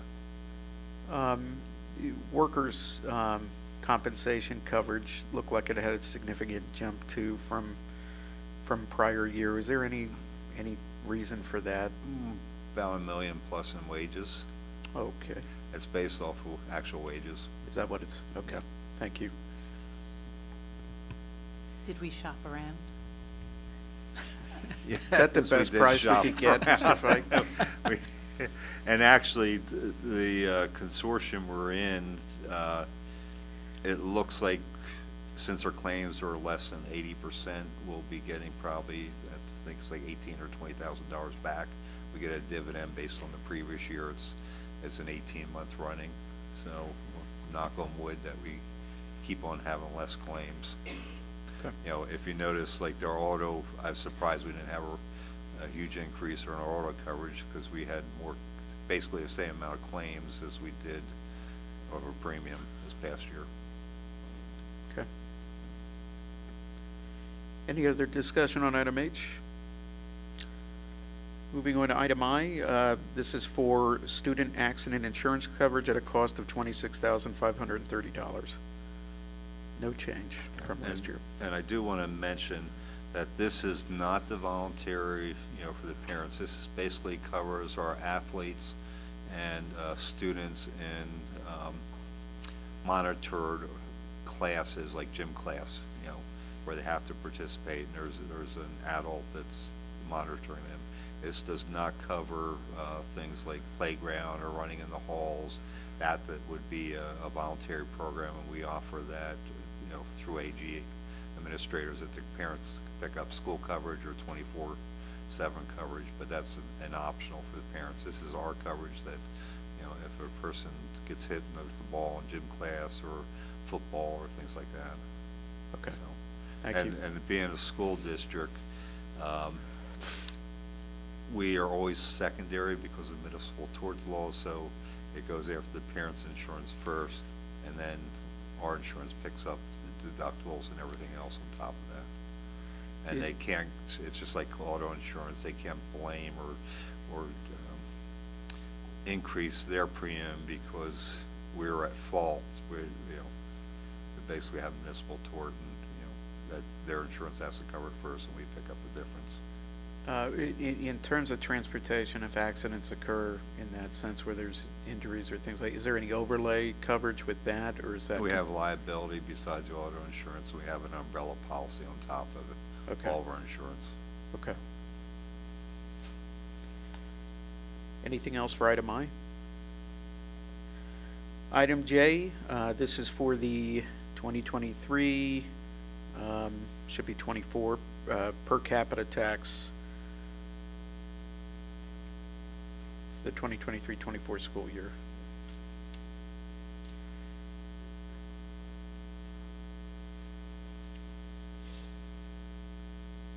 Any discussion on per capita? I have all these on because they'll be with Yeah. the budget and everything next month. I just figured I'd put them on now so you. Makes sense. Yep. Thank you. Item K, this is for the 2023-24 tax millage resolution, and I believe the mills that are listed there, 34.7098, are unchanged from last year. Correct. Yep. And the voting meeting, item M will be before all these because you have to pass a budget first before you do the tax resolutions. Yeah. Any discussion on item K? Man, this is going fast here. Maybe I spoke too soon, though. Here comes the buses. Item L, the 2023-24 bus purchases. District has budgeted to replace 4 buses next year, 3 full-size and 1 wheelchair. Right. I just wanted to see where the board wants to go. I do have pricing under Sourcewell for both special needs buses and full-size buses, either propane or diesel. The state will open up the PA grants or PA Clean bus program, or PA Drives grants, I think it's called, Yeah. in July, which actually gives you money for destroying a diesel bus and buying a propane bus. It's nets about $20,000 per bus, because it almost comes out to $25,000, but you can't get a trade-in value because you have to cut the frame and also drill through the engine. So the only trade-in value you would Sounds like get a would be scrap. Cash for clunkers Right. scheme or something. So I just want to go through 78 passenger Bluebird propane bus runs under the Sourcewell, $128,975. If we get a 20,000, that'll bring that down. The 78 passenger diesel runs at $117,320.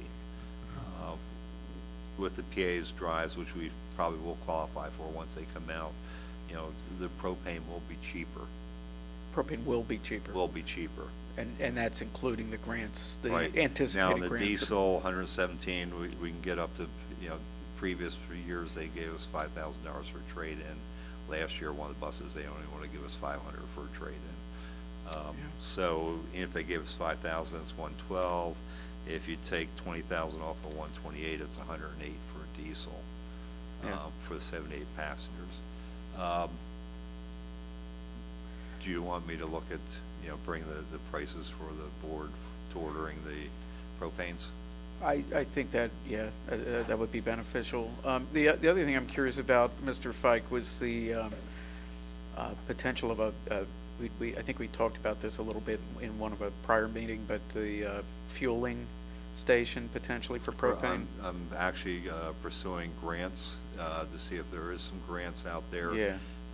It's usually need-based. When I say need-based, it's usually for poor districts, but Okay. in Pennsylvania, most of the poor districts don't have their own Fleet. bus fleet.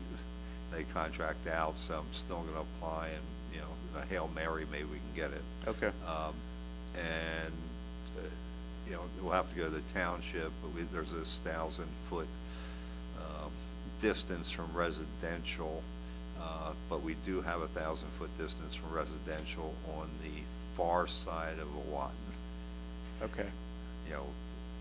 Towards the farm, not towards the houses. Right. Which and all of our buses go through there, so that's where Could I potentially be propose. utilized There's for like a that. little roadway that stops to nowhere up there. That's where I propose putting a propane facility. Okay.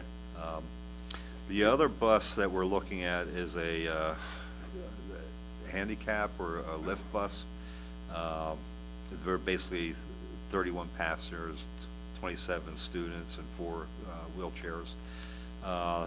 That bus itself would run $148,899 as a propane.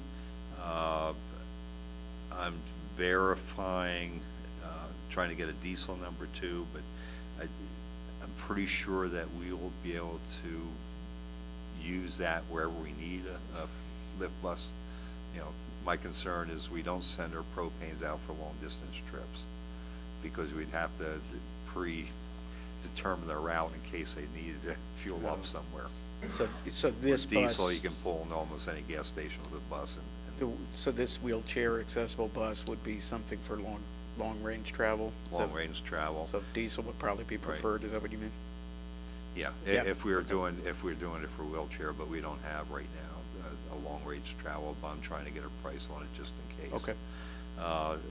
The bus itself is almost 167,000. Air conditioning, which we have to add for special needs, is 12.5. And then the Sourcewell discount of 30,000 brings it down to 148,899 or 148,900. That I'll make a recommendation for the meeting. It's basically, the recommendation is to order them because we're talking 7-8 months out from day you order to what they're telling us you'll be delivered. What we ordered last year was supposed to be delivered in May, and last thing I heard, they're going to be delivered in October.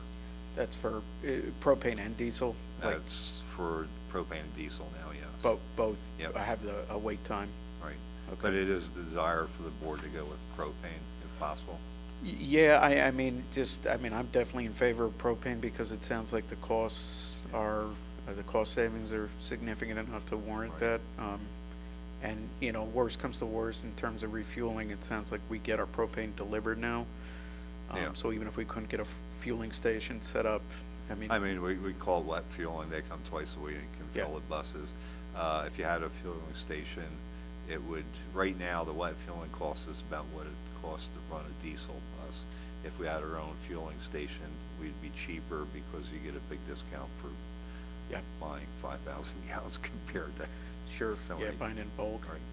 Yep. The other thing I did want to mention, there are grants coming out for electric bus purchases, which is going to come out in July through September.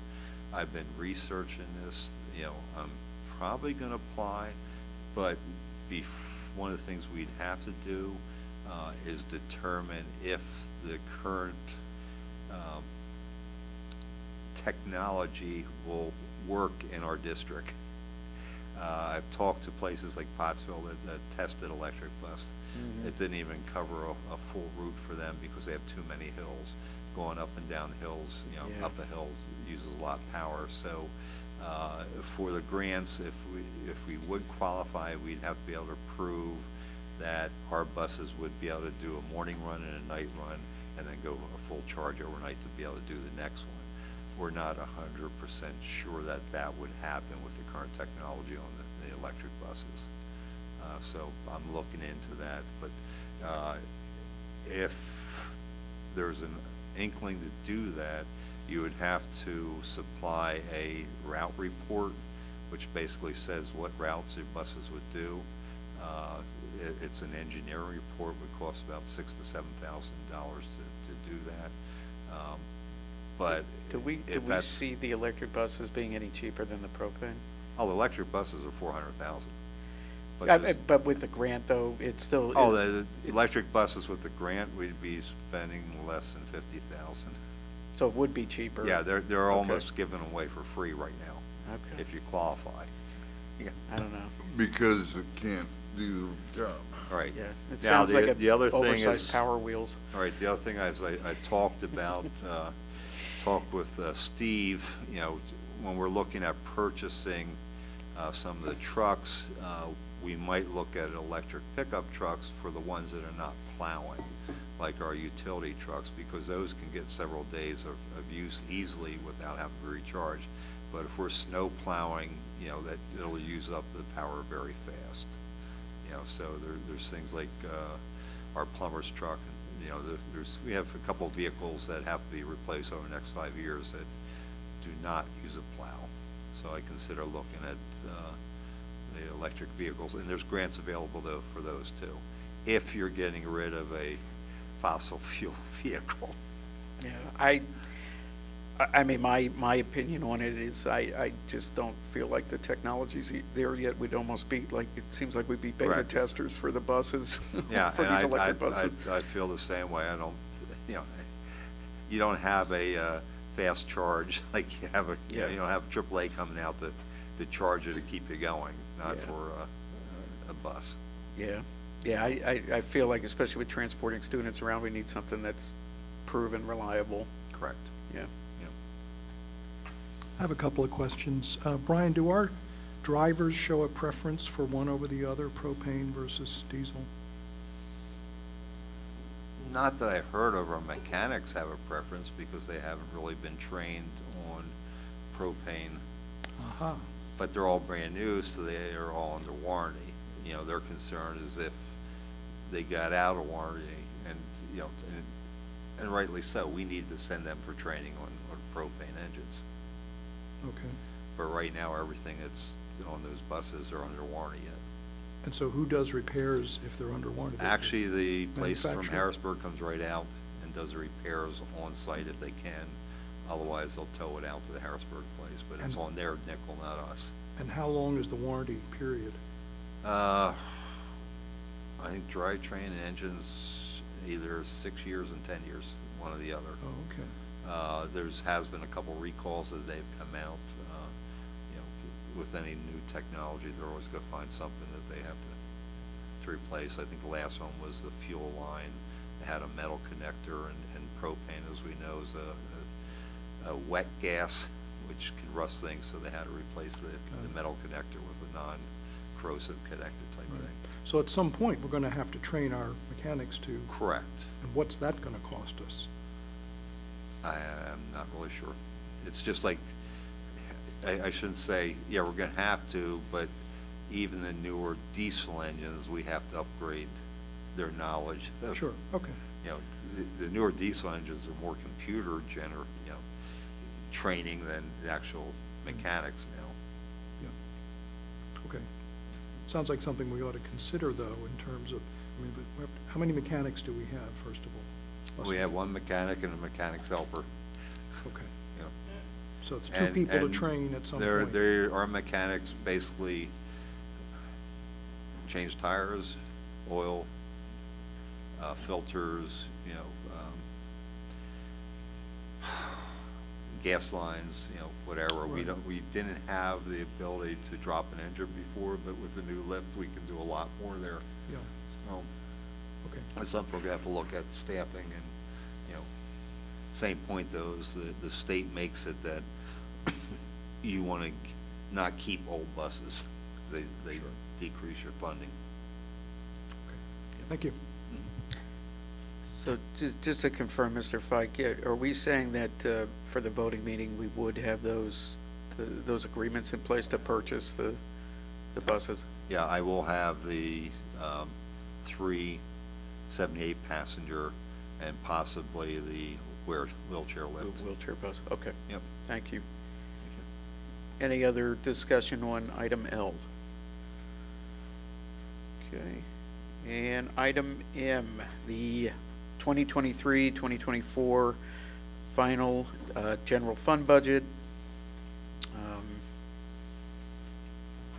I want to give you an update.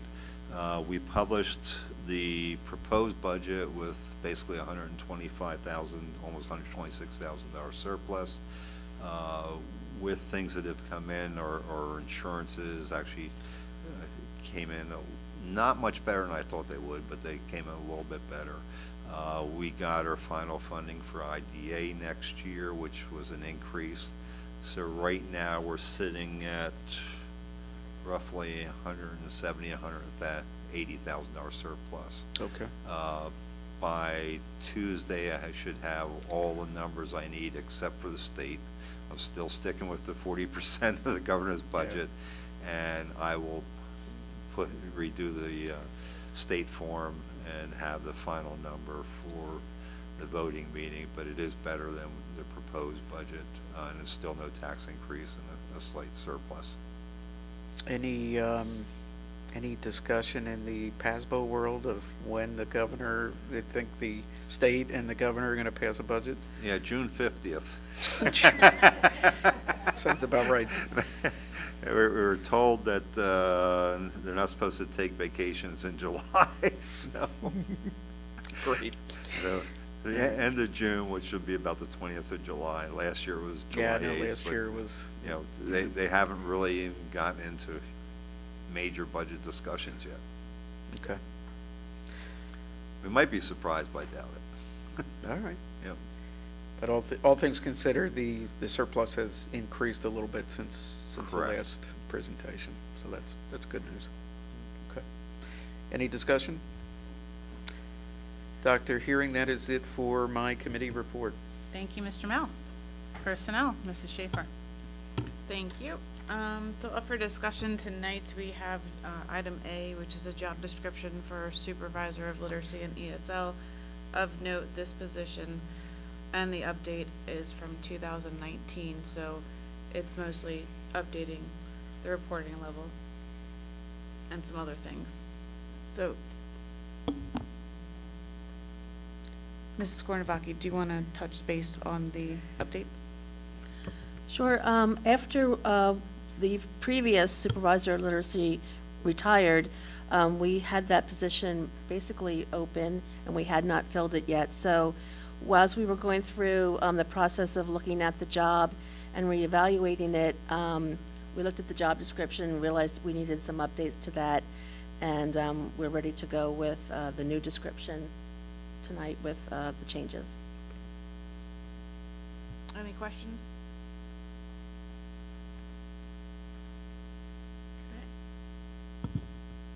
Okay. Item B up for discussion is the job description update for school social worker. And that would be you, Mrs. Harris?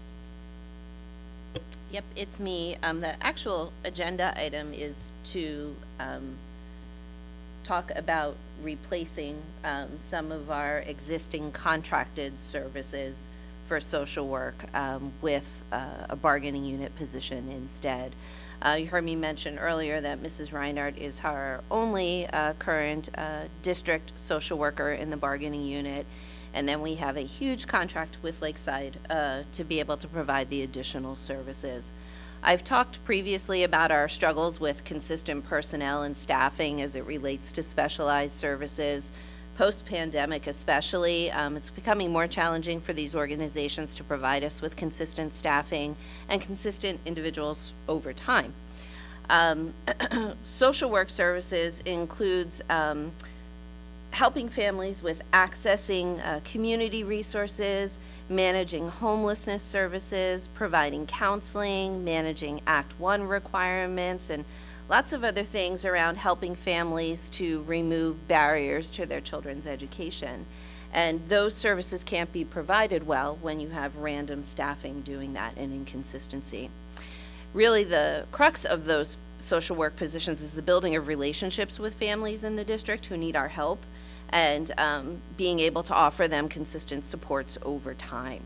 And we've seen that with Mrs. Reinhardt being here for several years now. She was hired before I got here, and she's really been able to establish successful relationships with families who are in need and really help them overcome barriers so that their children are able to move through our educational system and eventually graduate successfully here from Exeter. She has a lot of success stories, but that is because she's here consistently and been here consistently over time. And that's what we're lacking a little bit in terms of having the bulk of our services being provided by contracted services instead of balancing that out a little bit more by replacing some of those contracted services with another bargaining unit position, just like Mrs. Reinhardt. So in looking at our contract with Lakeside, we will still need some of the contracted services that we get from Lakeside because the job's that big. So even if we replace a portion of those services, we're still going to have to contract with them for some extra. But in doing all of this sort of swapping of services and this recommendation, there's a little bit of cost savings that the district incurs by doing this. If we hire an entry-level school social worker, the cost savings will be around $60,000. But like I always caution you with pupil services stuff, it usually doesn't end up being a cost savings. It ends up being more a balancing of funds. So for example, $60,000 is approximately the cost of one out-of-district placement. So this money, that's being saved from this, if we move forward with this motion, would more likely just balance out an out-of-district placement that we have. And then we updated the job description because when we talked about proposing this swap of how we're providing these services, I looked at Mrs. Reinhardt's job description, and if you see the old one, it looks like this was done everyone using sort of a standard template for job descriptions here. So we put it on the standard district job description template, removed some things from that original job description that, as Ashley has grown in the position, we've learned, are not necessarily a part of the job, and added a few additional things in, like managing Act 1 graduation plans that didn't exist when this job description was first drafted.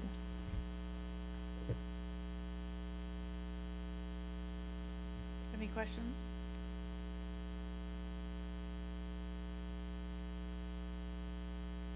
And then we have agenda item C, which are the appointments listed, which also include the administrative staff and the extended contracts for reading specialists and transportation and extended school year.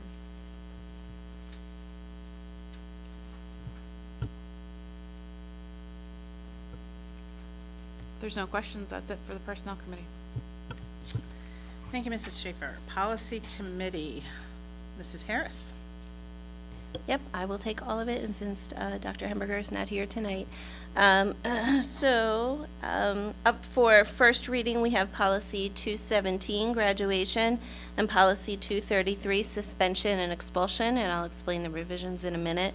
And then for second reading, we have Policy 006, Meetings, Policy 202, Eligibility of Non-Resident Students, and Policy 204, Attendance.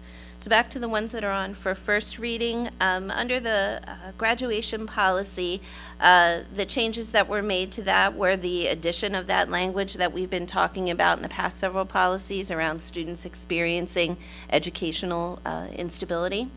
In addition to that, they finally put in policy acknowledgement of the district's responsibility to report annually their graduation reporting. We've been having to do that, it just hasn't ever been a part of policy. And then additionally, it now includes the requirement to post graduation requirements on the school's website, which Exeter has always been doing, but again, now PSBA is recommending that that be in policy.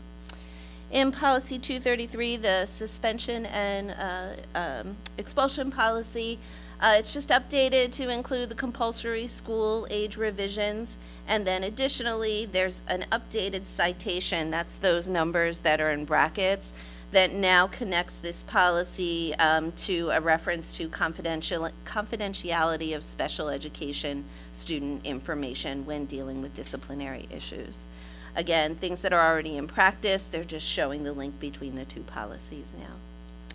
The other thing I wanted to just note about policies, the policy 202 that we have on for second reading, if you recall, there was discussion at the last meeting regarding the language in there for reduced tuition rate for non-residents who own a business property, and the consensus of the board was to strike that language from the policy. So you'll see that the copy that's on this tonight's agenda has a strike through in that section.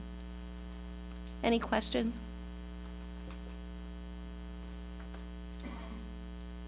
Thank you, Mrs. Harris, for doing that. All right, next would be public comments. No one has signed up. So we are going to be moving forward the following items to our June 20th voting meeting. The meeting minutes, item 7A, 7C, 7D, E, F, G, H, I, J. Item 8A, item 9A, B, C, F, G, H, I, J, K, L, M. Item 10A, B, C, and items 11A. Okay, are there any board members that would like to be heard at this time?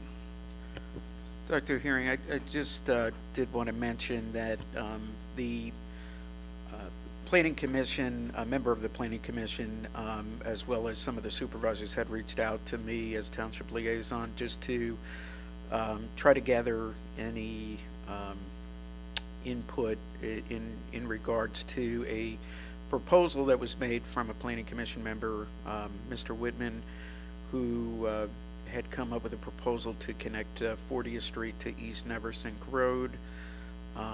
It would essentially allow for another form of ingress and egress out of the school complex. I know I am personally in favor of it, and I believe Mr. Quinter had also expressed his favorability towards it.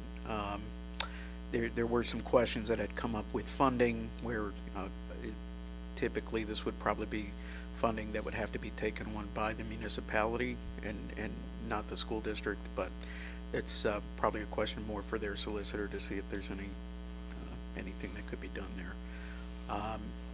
Just wanted to throw that out there if there were any other opinions or anyone else that had any comments on that. I'm like in support of it. This was brought up years ago to include the Crosstown Connector portion of it. I would like everyone to imagine if we had a fire at the junior high school or one of the other, and we had to evacuate all of our students. If you drive near the campus in the morning, you'll be very impressed by the traffic jam we have there with just the normal process of getting kids back and forth. I don't know who rides their bus, but it's mostly automobiles. And if an emergency hit the news, I guarantee that we would have cars lined up to Gibraltar Road. Our buses would not be able to get in and out easily, and the police would be here trying to unscramble the situation. And we needed this years ago. We need it now. And if somebody could throw in the Crosstown Connector, that would make it more palatable. But as you said, it's township funding, and they're going to have objections to it because they're using where that would go down as the parking spaces for their personal vehicles. So that'll be objected to, I'm sure. But for our students' safety. So, if you know the area between Rifton School and the junior high school, there is a road there, and if you're familiar with the emergency road that goes down, that is essentially where 40th Street is going up the hill, and essentially it's a dead end up at the top of the hill there in Rifton, where a number of cars currently park in that kind of dead end area. But essentially over that hill there is the former Giant complex, or the Promenade complex, and essentially that's where it could connect to East Neversink Road to then connect to 40th Street to actually get down into the school complex. Now, what Mr. Quinter is mentioning with the Crosstown Connector is actually going even further and essentially making that route where we currently have the emergency route going all the way down and connecting to Elm Street. That has not been proposed yet. That would have to be something that gets coordinated with the borough as well, but. Correct. And they need a bridge down there. Yeah, and there would be a need for a bridge, but. But it's between the lacrosse practice field and the softball field. Yes. I've actually been watching, waiting, the federal infrastructure bill. There's one thing we qualify for is making walkable, bikeable schools, which if that ever comes out, I'm applying to make sidewalks and redo that bridge so we could have kids, because walk from here over to Rifton at junior high. Right now, at the end of every day, I see 30 or 40 kids coming across because it probably takes them 5 minutes to walk home instead of 20 minutes on a bus. But we'd have to have a wheelchair accessible bridge, at least 8 feet wide, which could be made into an emergency vehicle coming across, but something we'd have to be able to plow. Okay. But there is money in the infrastructure bill that we would qualify. It's called walkable, bikeable schools. Okay, so we couldn't directly assist with the roadway itself, but But we could potentially some assist with walkability, the sidewalks. Yeah, okay. Good to know. If that passes. applications come out. Yeah. I've been waiting for them. Okay. That was all I had. Just wanted to share that. Mr. Quinter had brought up again in regards to that sign we had talked about. Did we find out if there's a different size they will I permit? haven't heard the Okay. size of the letters yet, but I'll follow up on it. Okay, thank you, I appreciate that. All right. From what I understand, the foundation is bringing that up. ECEF. All right. Not paying for it, but wanting it. Oh, they're Desiring it. wanting it. Oh, They're okay. desiring it. But they don't want, okay. I don't know if they'll pay for it or not, we haven't asked them. Okay, all right. If nothing else, following this meeting, the board will be meeting for an executive session regarding personnel matters. And our next board meeting will be our Tuesday, June 20th voting meeting. Hope to see everyone at graduation Thursday, and congratulations to the class of 2023.